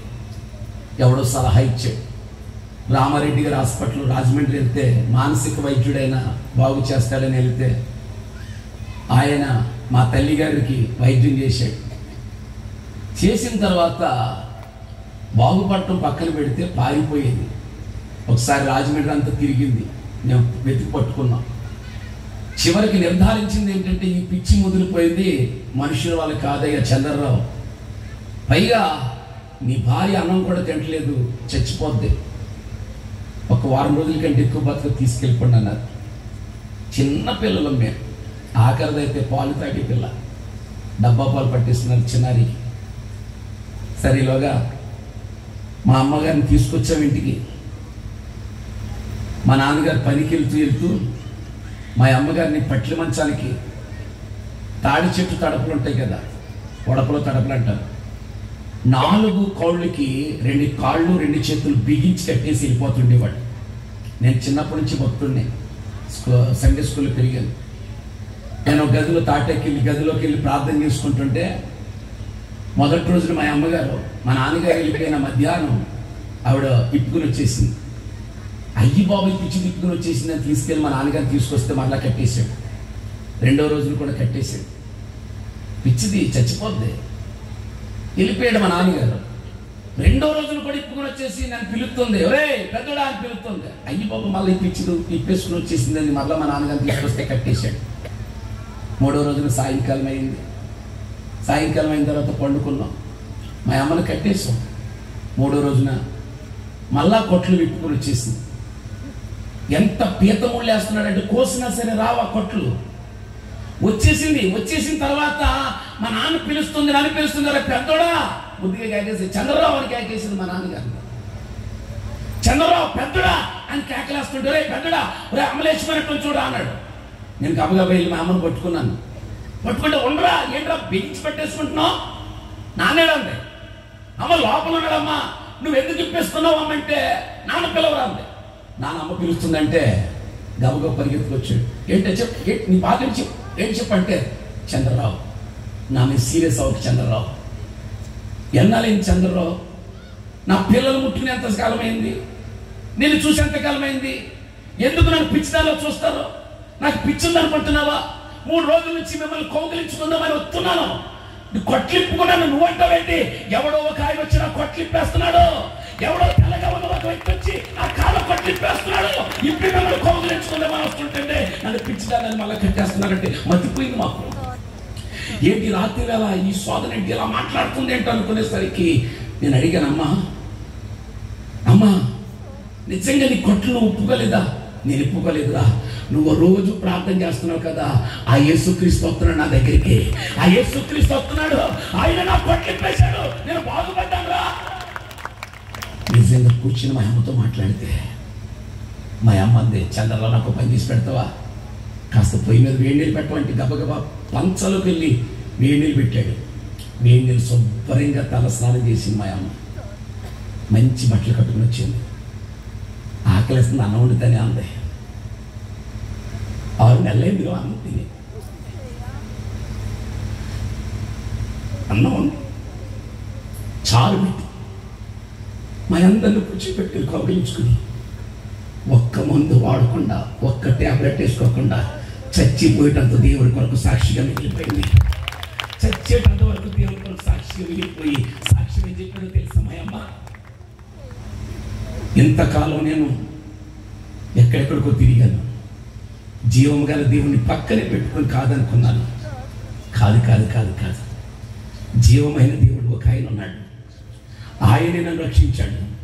ఆయన మాట్లాడే దేవుడు, దర్శించే దేవుడు, కట్లు విప్పే దేవుడు, సంఖ్యలు తెచ్చే దేవుడు, పిచ్చిని తగ్గించే దేవుడు. ఆ దేవుని విడిచిపెట్టి ఎంతకాలం ఎక్కడెక్కడికో తిరిగి లైఫ్ వేస్ట్ చేసుకున్నానని చివరికి రక్షణ పొంది, బాప్తీసం పొంది, ప్రభుని అంగీకరించి చివరి దినాల్లో దేవుని కోసం బ్రతికి చనిపోయింది నా పిచ్చి తల్లి. ఎందుకు ఈ మాట నేను చెప్తున్నాను తెలుసా? ఎంత నువ్వు అన్విలువైనా సరే, ఎప్పుడు వచ్చినా సరే నా యేసయ్య కాదనేవాడు కాదు. ముద్దిమ వచ్చే వరకు నిన్ను చంకన పెట్టుకునే గొప్ప దేవుడు. కొట్టండి గట్టిగా చప్పట్లు. ఆయన ఎవరికి దేవుడు అంటే అన్య జనాంగానికి కూడా దేవుడు. అందుకే అన్నాడు, కనాని స్త్రీ ఏమన్నాడు? అమ్మ అని పిలిచాడంటే ఆవిడికి ఎవరైనా కుమారుడు. దేవుణ్ణి వేరు చేయకండి. మీరు ఎక్కడికి తిరిగినా యేసయ్య మీలో వాడు, మీ ఇంట్లో కుమారుడు. యేసు ప్రభువైన క్రైస్తవ దేవుడు ఇంగ్లాండ్ దేవుడు కాదు, అన్య జనాంగానికి కోసమే వచ్చాడు. నేను రక్షించి పరలోకం తీసుకెళ్ళడానికి వచ్చాడు. మాట్లాడే దేవుడు అయినా ఆ కుమారుడు అన్య జనాంగానికి కుమారుడు నెంబర్ 1. రెండవది లూకాసు వార్త 13:12. లూకాసు వార్త 13:12. యేసు ఆమెను చూచి రమ్మని పిలిచి, అమ్మా నీ బలహీనతను నుండి విడుదల పొంది ఉన్నావని ఆమెతో. ఇక్కడ స్త్రీ కనిపించింది. ఎవరట? బలహీనురాలు. ఈ బలహీనురాలట. ఈవిడ కూడా దయ్యం పట్టింది. ఈవిడికి అమ్మాని పిలిచాడుగా ఇందాక, అన్యురాల్ని దయ్యాన్ని అలగొట్టేశాడు, కూతురు బతికించాడు. రెండవసారి వచ్చేసరికి ఇంకొక ఆవిడ అమ్మాని పిలిచాడు ఈయన. ఆవిడెవరంటే బలహీనురాలు. బలహీనురాలు వచ్చి మందిరానికి వచ్చి ఆరాధనలోకి వస్తే ఆ బలహీనురాలని ఈయన చూశాడు. చూసి ఆయన పిలుస్తున్నాడు బలహీనురాలని. అమ్మా అన్నాడు. అంటే నాకు అనిపిస్తుంది నడుము వంగిపోయిన స్త్రీ, సరిగా నిలబడలేని స్త్రీ, సరిగా కూర్చోలేని స్త్రీ, కాళ్ళు మడుచుకుని కూర్చోలేని స్త్రీ, నేల చూపులు చూస్తున్న ఈమెను చూసన్నాడు. ఈ బలహీనురాలు చూసన్నాడు. అమ్మా అన్నాడంటే ఆమెకేమయ్యాడు? గట్టిగా కుమారుడయ్యాడు. ఎవరంటే ఆవిడ బలహీనురాలు. ఇక్కడున్న వాళ్ళందరితో మంచి మాట చెప్పనా? బలహీనులకు కూడా నా యేసయ్య కుమారుడే. గట్టిగా కొట్టండి చప్పట్లు. 2 చేతులు పైకి ఎత్తు కొట్టండి. 2 చేతులు పైకి ఎత్తు కొట్టండి. బలహీనులకు కూడా నా యేసయ్య దేవుడే. రోగస్తులకు యేసయ్య దేవుడే. 12 సంవత్సరాలు చట్టస్రావం కలిగిన వాడికి నా యేసయ్య కుమారుడే. 38 సంవత్సరాలు ఇచ్చిన వాడికి నా యేసయ్య కుమారుడైతే బలహీనులందరికీ ఈయన కుమారుడు. హల్లెలూయా. బా గూస్ బంప్స్ వస్తుంది నాకు చెప్తుంటే. బలహీనులను కూడా ఆదరించినది కుమారుడైన. అంటే ఇక్కడ ఉన్న వాళ్ళందరూ చాలా మంది స్త్రీలు కనబడతారు. నిర్మోహమాటంగా చెప్పండి, నేను వాడు చెప్తాను, కరెక్ట్గా చెప్పాలి. భర్త చనిపోయాడు, కొడుకుని బాగా పెంచింది ఈవిడ. పెంచి మంచి కోడలు పెళ్లి చేసుకుంది. ఆ ఇంట్లో ముగ్గురు ఉన్నారు. తల్లి, కొడుకు, కోడలు, అత్తగారు, భర్త, కోడలు. ఓకే, వీళ్ళు ముగ్గురే ఉన్నారు. కనెక్ట్ అవ్వండి. నా వైపు చూడండి. ఇలా ముగ్గురే ఉంటే ఈ తల్లి చాలా బలం, మంచి శక్తి ఉంది అత్తగారికి. కోడల్ని కాలు కింద పెట్టినట్లేదు. కోడలు లేచిలోగా కల్లా పేసేస్తుంది, మాఫింగ్ పెట్టేస్తుంది, ముగ్గెట్టేస్తుంది. అమ్మగారు లేచేసరికి అమ్మ లేచావట్రా, పెడుతున్నానంటే బూస్ట్ అని రెడ్ కాఫీ కూడా ఇచ్చేస్తుంది అత్తగారు. హ్యాపీగా ఉంది కాపురం. ఇంట్లో పనులన్నీ చేసేస్తుంది. శక్తివంతురాలు. సరే, ఈ కొడుకుకి సాఫ్ట్వేర్ జాబ్ కదా, హైదరాబాద్ ట్రాన్స్ఫర్ అయింది. ఇంట్లో సామాను అంతా లారీ పట్టుకొచ్చి సామాను సర్దేశాడు. సామాను సర్దేసిన తర్వాత మొత్తం అంతా బట్టలు సర్దేసుకున్నారు. ఇప్పుడు బయలుదేరి హైదరాబాద్ వెళ్ళిపోతారు. ఇప్పుడు భర్తీళ్ళు అడిగాడు కోడల్ని, అదే వాళ్ళ భార్యని, ఏమాయ్ సామాను సర్దేశాం, మరి బట్టలు సర్దేశాం, అన్ని సర్దేశావు కదా, మొత్తం అన్ని సర్దేశారండి అంది. మరి అమ్మ సంగతి ఏంటి అన్నాడు. హైదరాబాద్ తీసుకెళ్దామా వద్దా అన్నాడు. ఏం చెప్తే చెప్పండి. హైదరాబాద్ తీసుకెళ్తామా వద్దా అని అడిగింది కోడల్ని, అంటే భార్యని అడిగాడు కొడుకు, చెప్పండి ఇప్పుడు తీసుకెళ్దామంటదా వద్దంటదా? వద్దంటదా? ఖచ్చితంగా తీసుకెళ్దామంటది. ఎందుకని? అమ్మ దుర్మార్గుల, ఖచ్చితంగా బెడ్ కాపిస్తుంది, పనులన్నీ చేసి పెడతాది కాబట్టి అత్తగారిని వదిలేస్తావా? ఎంత మాట అన్నారండి. ఎదర్ సీట్లో కూర్చోబెట్టండి. అత్తయ్య గారు ఇంకా స్నానం చేయలేదు, రండి హైదరాబాద్ వెళ్ళాలండి మనం అంటదా లేదా? అమ్మ నంగనాచి. సేమ్ అదే కొడుకు, సేమ్ అదే కోడలు. కానీ నడుము వంగిపోయింది. ఇప్పుడు ఇంట్లో అత్తగారికి కాళ్ళు వంగిపోయినాయి, నడవలేదు, కూర్చోలేదు. తీసుకెళ్తావా లేదా? కనెక్టింగ్ పీపుల్ అందరూ మాట్లాడాలి. తీసుకెళ్తారా లేదా?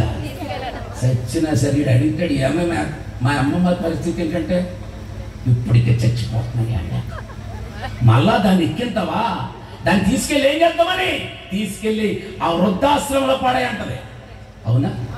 తేడా ఏంటి? పనిచేసి అత్తగారు బలవంతురాలు అత్తగారు అయితే తీసుకెళ్తుంది, బలహీనురాలు అయితే తీసుకెళ్తా. అప్పుడు కొడుకు వచ్చి ఏమంటాడు? చెప్తాడు, అమ్మ నీకు అర్థం కావట్లేదు, అక్కడ చాలా బిజీగా ఉంటాయి, మీ ఇల్లు విప్పుంటుంది, ముగ్గురు పట్టదే కాబట్టి నువ్వు ఇక్కడ ఉండవే, కావాలంటే నీకు డబ్బులు కట్టి అదిగో వృద్ధాశ్రమాలు పెడతానే అమ్మ నాకు అర్థం చేసుకుంటే అవి బాబు కొడుకు నగిపోతాడు పాపం ఈ బలహీనరాలు ఏమంటదంటే అలాగే అన్నాడు, ఒప్పుకుంటుంది. ఇది లోకం యొక్క తీరు, ఇది లోకం యొక్క తీరు. బలహీనులైతే వద్దంటారు, బలవంతులైతే కావాలంటారు. నీకు అనుగ్రహించబడిన కుమారుడు ఉన్నాడు కదా, పరలోకం నుంచి వచ్చిన కుమారుడు ఉన్నాడు కదా, ఈయనకి బలవంతులు కాదు కావాల్సింది, బలహీనులందరూ కావాలి. బలహీనులందరినీ తల్లి అని పిలిచే గొప్ప కుమారుడు ఈయన. హలో, మరొకసారి. బలహీనులను చేరదీసి బలవంతులుగా చేయదగిన బలవంతుడు నా యేసయ్య. స్తోత్రం కలుగును గాక. దగ్గర గాలిలో చెప్పండి, పర్లేదు, దగ్గర గాలిలో చెప్పండి సారే. నా యేసయ్య అన్యులకి కుమారుడే, బలహీనులకు కూడా కుమారుడే. అది మనకు అనుగ్రహించబడిన కుమారుని యొక్క గొప్పతనం. తెల్లవారులు చెప్పేస్తాను ఇలాగ. నీకు అర్థమైందా? అందులోకి అత్తగారు అన్నామా కోళ్ళు అన్నామా మరీ తెలియదు. కనెక్టింగ్ అవుతున్నాడు అక్కడ. మన కుమారుడికి ఆ కుమారుడికి ఉన్న తేడా అది. బలహీనురాలు చూసి అమ్మా అని పిలిచి రమ్మని ఆమె మీద చేతులుంచి కన్న కొడుకు పట్టించుకోలేదు. 10 సంవత్సరాలు ఉన్న కొడుకు పట్టించుకున్నాడు. కన్న కొడుకు వదిలేశాడు, ఏమని ఉన్న కొడుకు చేరదీశాడు. అమ్మా అని పిలిచాడు, దగ్గరికి రమ్మన్నాడు, చేతులుంచాడు, స్వస్థపరిచాడు, సరిగా నిలబడమన్నాడు. సరిగా నిలబడిపోయింది తల్లి. ఎంత మంచి కుమారుడండి. అందుకే ఈయన అద్వితీయ. అంటే ఇలాంటి కొడుకు ఇంకెక్కడ ఉండడో. నీలాంటి కొడుకులు సంపాదించుకుంటావేమో కానీ ఇలాంటి వాడు ఒకటి ఇంట్లో ఉంటే ఇల్లంతా ఆశీర్వాదమే రా, ఇల్లంతా ఆశీర్వాదమే. ఇద్దరు విషయాలు చెప్పాలి. ఒకరు ఎవరికి కుమారుడు? ఈయన అన్యులందరికీ కుమారుడు. రెండవది బలహీనులందరికే కుమారుడు. మూడో విషయం చెప్పి ముగించేస్తాను. చదవండి. మూడో విషయంలో యోహాను సువార్త 8:10. యోహాను సువార్త 8:10. యేసు తల ఎత్తి చూచి అమ్మా వారు ఎక్కడున్నారు? ఇది గొప్ప సంగతి. మళ్ళీ యేసు ప్రభు బైబిల్ అమ్మాని పిలిచిన వాళ్ళందరినీ లాక్కొచ్చేస్తున్నారు బయటికి. ఇంకొక ఆమె చూశాడు. ఇంతకీ అద్భుతమైన సంగతి ఏంటి తెలుసా? ఈవిడ ఎవరు తెలుసా? వ్యభిచారమందు పట్టబడిన స్త్రీ. చాలా జాగ్రత్తగా ఉండాలి ఈ మాట. వ్యభిచారం ముందు పట్టబడిన ఒక స్త్రీ రెడ్ హ్యాండ్ గా దొరికేసింది. వ్యభిచారం చేయుచుండగా దొరికేసింది. వ్యభిచారం ముందు పట్టబడిన స్త్రీని తీసుకొచ్చి ఆయన ఎదురుగా నిలబెట్టి రాళ్ళు చేత్తో పట్టుకుని కొడదామని ప్రయత్నించినప్పుడు ఈయన ప్రశ్నించారు. ఏమయ్యా, కబుర్లు చెబుతున్నావు కదా, చెప్పు, మోషే ధర్మశాస్త్ర ప్రకారము ఈమె వ్యభిచారం చేయుచుండగా దొరికిందే, ఈమెని రాళ్ళ పెట్టి కొట్టాలంటావా క్షమించాలంటావంటే, క్షమించాలన్నారు అనుకోండి, మోషే ధర్మశాస్త్రం కొట్టేసేయడని చెప్పేయడానికి రెడీగా ఉన్నారు. ఒకవేళ కొట్టాలన్నారు అనుకోండి, ఇతరులను క్షమించమనేది కూడా తప్పైపోతుంది కాబట్టి మరలా కొట్టి చెప్పేస్తారు. అందుకని దేవుడు సైలెంట్గా ఉండి ఏవో రాస్తున్నాడు. అక్కడ ఏవో రాస్తున్నాడు అంటే తెలియదు, ఏవో రాస్తున్నాడు అన్నారు తప్ప వారి పాపాలు ఏ పాపాలు రాయలేదు. అక్కడ ఏవో రాస్తున్నాడు. రాసేటప్పుడు అన్నాడు, అబ్బాయి రాళ్ళన్నీ పట్టుకొచ్చారు కదా, అనవసరంగా పడేటందుకు, మీలో ఎవడైతే పాపం చేయలేదు కానీ మొట్టమొదటి రాయేసేయండి అన్నాడు. కంగారు వచ్చేస్తుంది దానికి.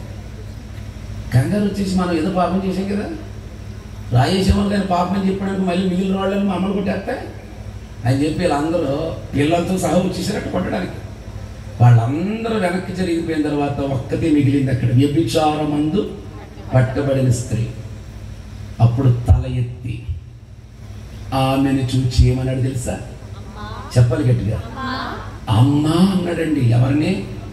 వ్యభిచారమందు పట్టబడిన స్త్రీని. వ్యభిచారం అంటే ఏంటి? పాపం. ఇప్పుడు చెప్పండి, యేసుప్రభు ఎవరికి కుమారుడు? పాపులకు కూడా కుమారుడే. స్తోత్రం చెప్పాలి ఒకసారి. పాపులను రక్షించుటకు మనుష్య కుమారుడు లోకమునకు వచ్చెను, వారి పాపముల నుండి ఆయనే విడిపించును గనుక ఆయనకు యేసు అను పేరు పెట్టుదువు. యేసు ఎవరికి కుమారుడో తెలుసా? పాపులందరికీ కుమారుడే. పాపం చేస్తే బాధపడుతున్నావా? నీ కుమారుడు క్షమించడు, ఈ కుమారుడు క్షమిస్తాడు. నాకు చిన్నప్పుడు అదే ఇంటర్మీడియట్ చదివేటప్పుడు ఒక మంచి అలవాటు ఉండేది. ఈనాడు పేపర్ చదివేవాడిని. ఈనాడు పేపర్లో లెఫ్ట్ సైడ్ ఆ రోజుల్లో జరిగిన వాస్తవాన్ని ఒక స్టోరీ కింద వేసేవాడు. ఆ స్టోరీలో అన్ని నేనేం చేసేవాడిని అంటే చదివి అది బ్లేడ్తో కట్ చేసి పుస్తకం కింద కుట్టేవాడిని. నాకు స్టోరీలు అంటే నాకు చాలా ఇష్టం. ఆ స్టోరీలు చదివాను కాబట్టి అందంగా చెప్తున్న వాక్యాన్ని కదా. నువ్వు అందంగా చెప్పడమే నన్ను చూసి వెళ్ళు, అందంగా స్టోరీలో చెప్తున్న వాక్యాన్ని. ఆ రోజుల్లో నేను ఒక స్టోరీ చదివాను. ఇంటర్మీడియట్ చదువుకున్నట్టుగా ఆశ్చర్యపోయే ఒక స్టోరీ. చాలా జాగ్రత్తగా విన్నాడు. ఒక కొడుకున్నాడట, ఆడు కోపిస్తాడట, భర్త లేడు, తల్లే. సరే ఎందుకు ఒక రోజు గట్టిగా తిట్టింది ఆ తల్లి. వయసుకు వచ్చేసాడు, యావనస్తుడు. ఎప్పుడు పారిపోయేవాడు, రెండో రోజులు వచ్చేసేవాడు, లేకపోతే వెతికితే వచ్చేసేవాడు. 10 మంది తిట్టి భోజనం పెట్టేసింది ఈ తల్లి. ఒక్కడే కొడుకు, ఇంకెవరు లేరు. ఒకసారి తిట్టిందని చెప్పి కొడుకు ఏం చేశాడంటే పారిపోయాడు. 10 రోజుల దాకా కనిపించలేదు. అన్నం తింటలేదు తల్లి. అన్నం తినకుండా వెతుకుతుంది. ఎక్కడ పడితే అక్కడ అందరిని అడుగుతుంటుంటే దాంట్లో ఒకటి చెప్పాడు, ఆంటీ, అమ్మా, మీ అబ్బాయి హైదరాబాద్లో చూశాను, హైదరాబాద్లో ఉన్నాడు అన్నాడు. హై బాబు, నా కొడుకు బతుకున్నాడు బాబు, ఇప్పుడు అలాగే హైదరాబాద్ వెళ్ళాలంటే నాకేం తెలియదు, ఏం చేయరు అంటే 7 గంటలకు బస్సు ఎక్కమ్మా, 300 రూపాయలు ఇచ్చుకుంటాడు, హైదరాబాద్ వెళ్ళెత్తుకు అన్నాడట. అతను డబ్బులు 6 రూపాయలు పోగు పెట్టుకుని 300 తీసుకుని హైదరాబాద్ టికెట్ తీసుకుని బస్సులో వెళ్ళి హైదరాబాద్ ప్రాంతంలో దిగింది. ఉదయమే ఒక ఫోటో ఉంటే ఆ ఫోటో పట్టుకుని ఆటో వాళ్ళ దగ్గరికి, రిక్షా వాళ్ళ దగ్గరికి, అందరి దగ్గరికి వెళ్ళి, అయ్యా నా కొడుకయ్యా తప్పిపోయాడయ్యా, వచ్చేసాడయ్యా, కోపగించుకున్నాడయ్యా, చాలా కోపం అయ్యాడికి, ఎందుకో నాకు మనసు పట్టలేదయ్యా, నేను చచ్చిపోతే తలకరు పెట్టి దిక్కుపడలేదయ్యా, ఎవరు ఉన్నారేమో చూడండి అయ్యా, మీకు తెలుసా అంటే అందరూ అంటున్నారట. ఇతను ఎవరిని మేము చూడలేదు, మేము ఎవరు చూడలేదు అంటున్నారట అందరూ. మధ్యాహ్నం అయిపోయింది, భోజనం లేదు, నీళ్ళు లేవు. సాయంకాలం దాకా తిరిగింది, ఎవరో ఆచూకు చెప్పలేదు. సాయంకాలం చీకటి పడ్డ తర్వాత అక్కడ పార్క్ ఉంటే పార్క్ బయట డోర్కులు వచ్చేసేస్తే రోడ్డు మీద ఒక చెట్టు ఉంటే చెట్టు కింద కూర్చుని చలికి వణుకుతుంది. ఇలాగా వణుకుతుంటే ఎదురుగుండా అపార్ట్మెంట్ ఉంది. అపార్ట్మెంట్ నుంచి ఒక ఆవిడ చూసి, ఎవరో పాపం తల్లి బాధలో ఉంది, వయసులో కూడా ఉంది ఆ తల్లి, ఏం జరుగుతుందని చెప్పి ఆ తల్లిని ఇంటికి తీసుకొచ్చి, అమ్మ భోజనం చేసావంటే భోజనం చేయలేదమ్మ, నా కొడుకు తప్పిపోయాడమ్మని చెప్పి, సరే చూద్దాంలే అమ్మ కాస్త అన్నం తినని చెప్పి వేడి నీళ్ళు ఇచ్చి దుప్పడిచ్చి పడుకోమని చెప్పింది. విశేషం ఏంటంటే ఈమె తీసుకొచ్చిన ఆవిడ వ్యభిచార గృహం నడిపే ఒక యజమానురాలు. పక్కనే రూమ్స్ ఉంటే రూములు వ్యభిచారం జరుగుతుంది. పాపం తీసుకెళ్ళిన ఆవిడికి ఆ ఉద్దేశం లేదు, వెళ్ళినటువంటి తల్లికి కూడా ఉద్దేశం లేదు. నిద్దట్లోకి వెళ్ళిపోయింది, అలసిపోయిందేమో అన్నం తిన్న తర్వాత. ఈలోగా పోలీస్ రైడింగ్ జరిగింది. పోలీస్ రైడింగ్ జరిగితే మొత్తం దాంట్లో ఉన్న వ్యభిచారం చేసే వాళ్ళందరినీ జీప్ ఎక్కించి వాళ్ళతో పాటు ఈ తల్లిని కూడా ఎక్కించేశారు జీపులో. ఆ పోలీస్ స్టేషన్కి తీసుకెళ్ళిన తర్వాత లైన్గా కూర్చోబెట్టి ఒక్కొక్కరిని తిడుతున్నారు పోలీసులు. సరే ఈమె దగ్గరకు కూడా వచ్చి, పనికి మాలిందానా, బాగానే ఉన్నావు కదా, మొగుడు చచ్చిపోయి నేసలేస్తున్నావు అని గట్టిగా తిడుతుంటే, అయ్యా నాకు ఏం తెలియదు అయ్యా, నాకు పల్లెటూరు అయ్యా, నా కొడుకు తప్పిపోయాడని వచ్చానయ్యా, ఇదిగో నా కుమారుడు ఫోటో ఎందుకంటే ఇలాంటి కోపలు చాలా మంది చూసామని దవడ మీద కొడితే ఆ ఫోటో ఎగిరి ఆ టేబుల్ దగ్గరికి పడింది. ఆ టేబుల్ దగ్గర హెడ్ కానిస్టేబుల్ ఉన్నాడు. ఏంటి ఫోటో అని తీసి చూసేటప్పటికి, అరే వీడు మోహన్ కదా, అమ్మ ఈ నీ కొడుక మోహన్ అంటే, అయ్యో మీకు తెలుసండి అంటే, అరే మా వీధిలో చివరు ఉంటాడు, చాలాసార్లు నన్ను బండి మీద తిప్పాడు, ఫ్యాక్టరీలో పని చేస్తున్నాడు, మీ అబ్బాయా, నాకు తెలుసమ్మా, ఇప్పుడే ఉండు ఫోన్ చేస్తానని చెప్పి వాళ్ళ కొడుకుని ఫోన్ చేసి రప్పించాడు. కొడుకు వచ్చి అలా వచ్చేటప్పటికి కొట్టిన దెబ్బలన్నీ మర్చిపోయి ఆయన చూసుకుని పరిగెత్తుకుని గుమ్మం దాకా వెళ్ళి కౌగిలించుకుని ఒళ్ళంతా ముద్దులు పెట్టుకుని, కుమారుడా ఎందుకు తప్పుకుపోయేవారా, ఎందుకు అయ్యారు, తల్లినే కదా చిన్న మాట అన్నాను, వచ్చారా ఇంటికి వెళ్ళిపోదామంటే, అమ్మమ్మ ఉండు ఇక్కడికి ఎందుకు వచ్చావు అని చెప్పి పోలీసుని అడిగాడు. అంకులు ఎందుకు తీసుకొచ్చారు మా అమ్మనంటే, ఒరే మీ అమ్మ రాత్రి వ్యభిచారం చేస్తుండగా దొరికేసింది అన్నాడు. వ్యభిచారం చేస్తుండగా దొరికేశాడన్న మాట ఈ గుండెలో బలంగా నాటిపోయింది. రేపు ఈవిడ చూసిన తర్వాత ఫ్రెండ్స్ అందరూ వస్తారు ఇంటికి. ఎవరంటే, ఈవిడ రాత్రి పోలీస్ స్టేషన్లో ఉంది కదా, వ్యభిచారం చేసిన స్త్రీకి ఎలా పుట్టవరని నన్ను అడుగుతాడు అని చెప్పాడు. సరే వదిలేశాడు, సంతకం పెట్టాము తీసుకెళ్తానని తీసుకెళ్ళిపోయాడు. ఇంటికి వెళ్ళిన తర్వాత ఆడు రూమ్లోకి వెళ్ళి గబగబాడు ఆడు కొండలు తీసి అన్నం వండి ముద్దలు చేసి కూర్చోబెట్టి కొడుక్కి ముద్దలు తినిపించి, కొడుకు ఎలాగున్నావురా, ఎలా చిక్కిపోయావురా అమ్మ ముద్ద తినక, తినరా అంటుంటే తిన్నాడు. ముద్దులు పెట్టుకుని ముద్దలు తినిపించింది. గంట సేపు వాడితో మాట్లాడింది, ఒళ్ళో పడుకు పెట్టుకుంది, జో కుట్టింది, ఆ తలలో ఫింగర్స్ పెట్టి అలా నిమిరింది. ఎంతో అల్లారు ముద్దుగా, అమ్మా పడుకో అమ్మా, లేట్ అయిపోయింది కదా, ఇప్పటికి నా కోసం తిరిగావని పడుకుంటే నిద్దట్లోకి వెళ్ళి గురక పెడుతుంది తల్లి.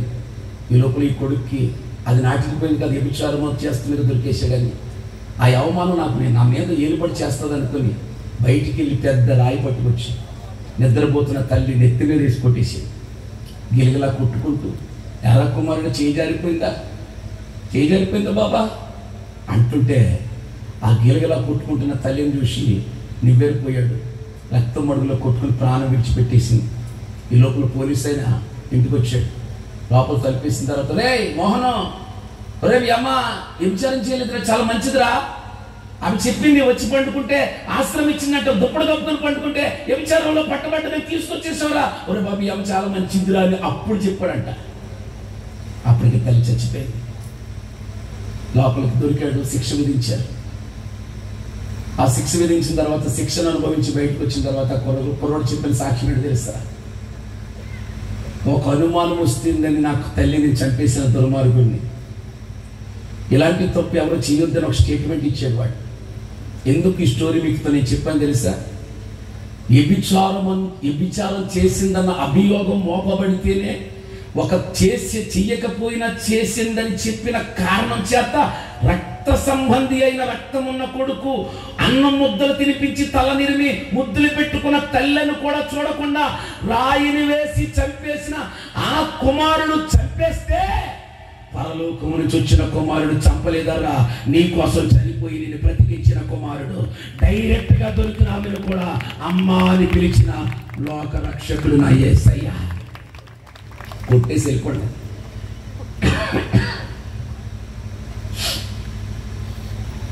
రక్త సంబంధి తల్లిని అనుమానించి చంపేస్తున్న ఈ దినాలలో ఇలాంటి కుమారులు ఉంటారనే, నీ కోసం ఒక కుమారుడు అనుగ్రహించబడ్డాడు. స్తోత్రం చెప్పండి అందరూ కూడా. నిన్న మంచి మాట చెప్తాను మీకు, ఎంత పాపం చేసినా క్షమించే కుమారుడైనా ఆ పాపరోగం నీకు మనశ్శాంతి లేకుండా చేస్తుంది. ఆ పాపరోగం నిన్ను నిద్ర పట్టకుండా చేస్తే, ఈ రాత్రి ఇది మిక్కిలి అనుకూలమైన సమయం 2024లోనే దేవుని అంగీకరించు. 2025లో గొప్ప తల్లిగా తండ్రిగా చేస్తాడు దేవుడు. గట్టిగా చప్పటి కూడా సంతోషించాడు. ఆయన యేసుప్రభు అంటే ఎవరో అమెరికా నుంచి వచ్చినాడు కాదల్లా, అన్య జనాంగానికి కూడా దేవుడే.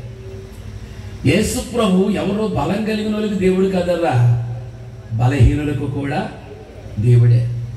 యేసయ్య పరిశుద్ధులకే కాదు దేవుడు, పాపులకు కూడా ఆయన దేవుడు, కుమారుడు. 3 విషయాలు చెప్పాను. ఎవరెవరికి కుమారుడయ్యాడు ఆయన? అన్యులకు కుమారుడయ్యాడు, బలహీనులకు కుమారుడయ్యాడు, పాపులకు కూడా కుమారుడయ్యాడు. అందుకే ఇలాంటి కుమారుడు మనకు అనుగ్రహించబడ్డాడు.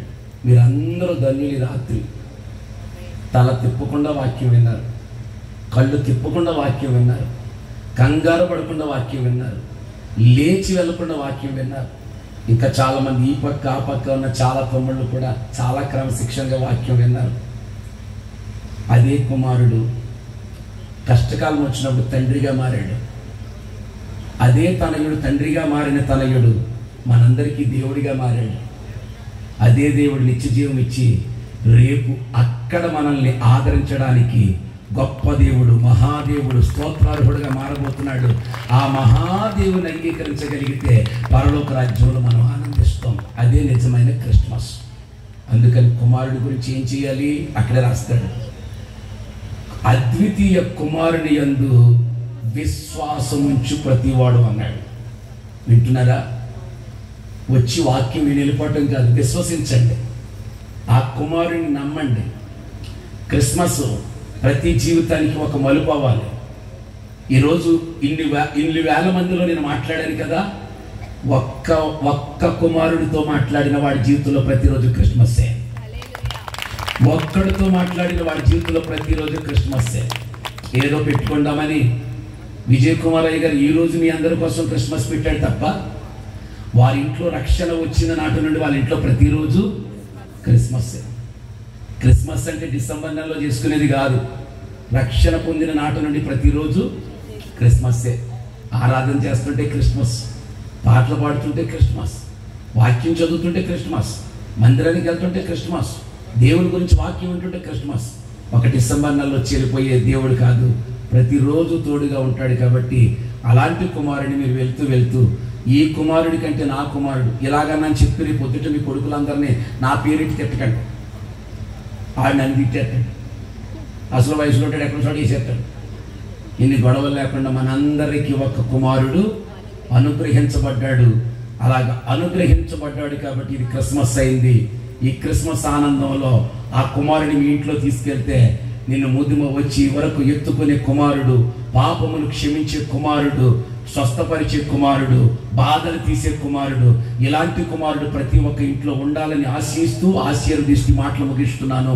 ప్రభు కృప కుమారుని ద్వారా మనందరికీ కలుగును గాక. మరొకసారి గట్టిగా చప్పలు కొట్టండి. చేతులు పైకెత్తి చప్పలు కొట్టి సంతోషించిన వారందరూ దగ్గరగా చప్పలు కొట్టండి. ఎప్పుడు వినలేని వర్తమానం విన్నాం. గట్టిగా స్తోత్రం కలుగును గాక. దగ్గరగా స్తోత్రం చెప్పండి. ఒకసారి మనసు నిండా కుమారుని పెట్టుకోండి, మనసు నిండా యేసుని పెట్టుకోండి, సంతోషంగా తిరిగి వెళ్ళండి. ఆ కృప దేవుడు మీకు ఇచ్చును గాక. అందరూ లేచి నిలబడండి. మెల్లగా ఒకసారి మళ్ళీ కూర్చుని తిరిగాను. మెల్లగా లేచి ముందు లేచిన వెనకాల చెయ్యొచ్చి నా 5 కూర్చుంటే లేకపోతే కూర్చోండి. క్రిస్మస్ అంటే ఎంత ఆనందం. ఈ ఆనందాన్ని మనందరం చేత దేవుడు అనుగ్రహించి ఆనందింపచేశాడు. ఇది ఆనందమైన క్రిస్మస్. ఈ 2024లో ఈ క్రిస్మస్ నీ జీవితానికి మలుపు కలుగును గాక. ఒకవేళ ఈ క్రిస్మస్ నీతో మాట్లాడితే రేపు వచ్చి రక్షణ పొందండి. పాస్టర్ గారిని ప్రభు అయ్యారు రాత్రి వాక్యం మాట్లాడిందండి. నేను కూడా ఒక కుమారుని పట్టుకెళ్తాను, అద్వితీయ కుమారుని పట్టుకెళ్తాను, నరకం తప్పించే కుమారుని పట్టుకెళ్తాను. ఇలాంటి కుమారుడు ఎక్కడా లేదని నేను అనుకున్నది. మంచి కుమారుడు యేసుప్రభు ఇంతకీ ఆ క్రైస్తవులకే దేవుడు అని నేను వినాలనుకుంటున్నాను.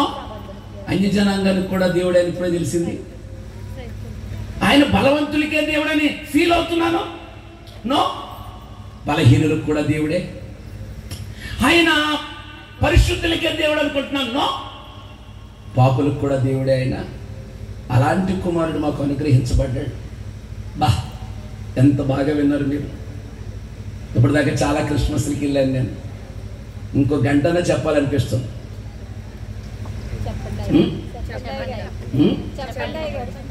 ఇంకో సంవత్సరం వస్తాను. దేవుడి మనందరినీ దీవించి ఆశీర్వదించును గాక. ఈ రాత్రి మంచం మీద పడుకున్నా సరే ఈ కుమారుడి దగ్గర కూర్చుంటాడు. చాపడి కూడా సంతోషించాడు. ఈ రాత్రి మీరు ఎంతున్నప్పుడు ఈ కుమారుడు మీకు కూడా ఉంటాడు. ఈ రాత్రి కుమారుడు తలుచుకుంటమే తెల్లవాళ్ళు ఈ కుమారుడు నాకు ఉంటే చాలు. ఎంత మంచి కుమారుడు. దేవుడు మనతో మాట్లాడాడు కదా. సంతోషిస్తూ బిగ్గరగా చప్పడి కొట్టిన అందరూ కూడా 2 చేతులు పైకి ఎత్తుకుంటాడు. ఇంకా బాగుండు. బాబా, ఎంత మంచి దేవుడు, ఎంత గొప్ప దేవుడు, ఎంత మంచి కుమారుడు. ఇలాంటి కుమారుడు మనకు అనుగ్రహించబడ్డాయన. ఆయన ఒడిలో పడితే దేవుడు నిన్ను దీవిస్తాడు. తలలో చిన్న ప్రార్థన చేసి సెలవు తీసుకుంటారు. కన్న తండ్రి, ఉన్న కుమారుడా, మీకు వందనాలు. మాతో ఉన్నావు, మంచి మాటలు మాకు పంచించు. ఎంత మంచి కుమారుడు నాయన. క్రిస్మస్ అంటే కుమారుడివే కదా ప్రభు. నీవే మాకు రేపటి నుంచి మళ్ళా తండ్రిగా మారుతాం. తండ్రిగా మారిన దేవుడివే మరలా దేవుడిగా మారుతాం. దేవుడిగా మారిన వాడివే సంకరెట్టుగా మోస్తావు. నా కుమారుడి కంటే గొప్ప కుమారుడు నాయన. ఈ క్రిస్మస్ మాసంలో ఈరోజు కూడా వచ్చిన వారందరితో మీరు మాట్లాడినందుకు వందనాలు. ఎంత మంచి కుమారుడిగా, అద్వితీయ కుమారుడిగా, నరకమును తప్పించే కుమారుడిగా ప్రతి ఇంట్లో మీరు అడుగుపెట్టి ప్రతి ఇంటిని మీరు బ్లెస్ చేయండి నాయన. ఇంకా దుర్మార్గంలో ఉన్న కుమారులందరినీ సన్మార్గంలో నడిపించండి. తాగుతున్న కుమారులు ఉన్నారు బాబు, మాట్లాడండి. తిరుగుబోతు కుమారులు ఉన్నారయ్యా, మాట్లాడండి. కోపిష్టి కుమారులు కన్నాం, మార్చండి నాయన. చిన్నదానికి పెద్దదానికి గొడవలు పెట్టే కొడుకులు కన్నాం, వాళ్ళను కూడా మా ఇంట్లోకి వచ్చి మార్చండి నాయన. మనశ్శాంతి లేకుండా చేస్తున్న కొడుకులు ఉన్నారు, వాళ్ళతో కూడా మీరు మాట్లాడండి నాయన. వాళ్ళతో మేము చెబితే వినట్లేదు. మీరే మా ఇంటికి పెద్ద కొడుక్కారండి, మా ఇంట్లో పెద్ద కొడుక్కారండి. మీరు వచ్చి మా వాళ్ళందరినీ మీరు మార్చండి. మాకు అనుగ్రహించబడిన మిమ్మల్ని నా హృదయంలో చేర్చుకుని నిత్యం అనుభవించే కృపదాయ చేయమని. ఈరోజు ఎంతమంది తల్లులు దుఃఖంతో వెళ్తున్నారు వచ్చారో అలాంటి వాళ్ళందరూ ఆనందంగా తిరిగి వెళ్ళే కృపదాయ చేయమని. నీ దాసుడు విజయ్ కుమార్ అయ్య గారిని, అమ్మగారిని, పిల్లల్ని, వారి సహోదరుల్ని, సంఘాన్ని, పెద్దల్ని, సన్నిధి స్త్రీలను, యవనస్తుల్ని, సండే స్కూల్ పిల్లల్ని, గ్రామ పెద్దల్ని, గ్రామాన్ని మీరు దీవించి బలపరిచి నడిపించమని. ఈ క్రిస్మస్ ఆనందం సంతోషంగా కుటుంబాలకు పట్టుకెళ్ళి కృపదాయించమని యేసయ్య సర్వశక్తి గల నామములో ప్రార్థించని వేడుకొంచున్నాను పరమ తండ్రి. మరణాతా. అందరికీ నా హృదయపూర్వక మరణాత తెలియజేస్తూ మరొకసారి కలుద్దాం. దేవుడు మిమ్మల్ని అందరినీ దీవించును గాక. May God bless you. Happy Christmas.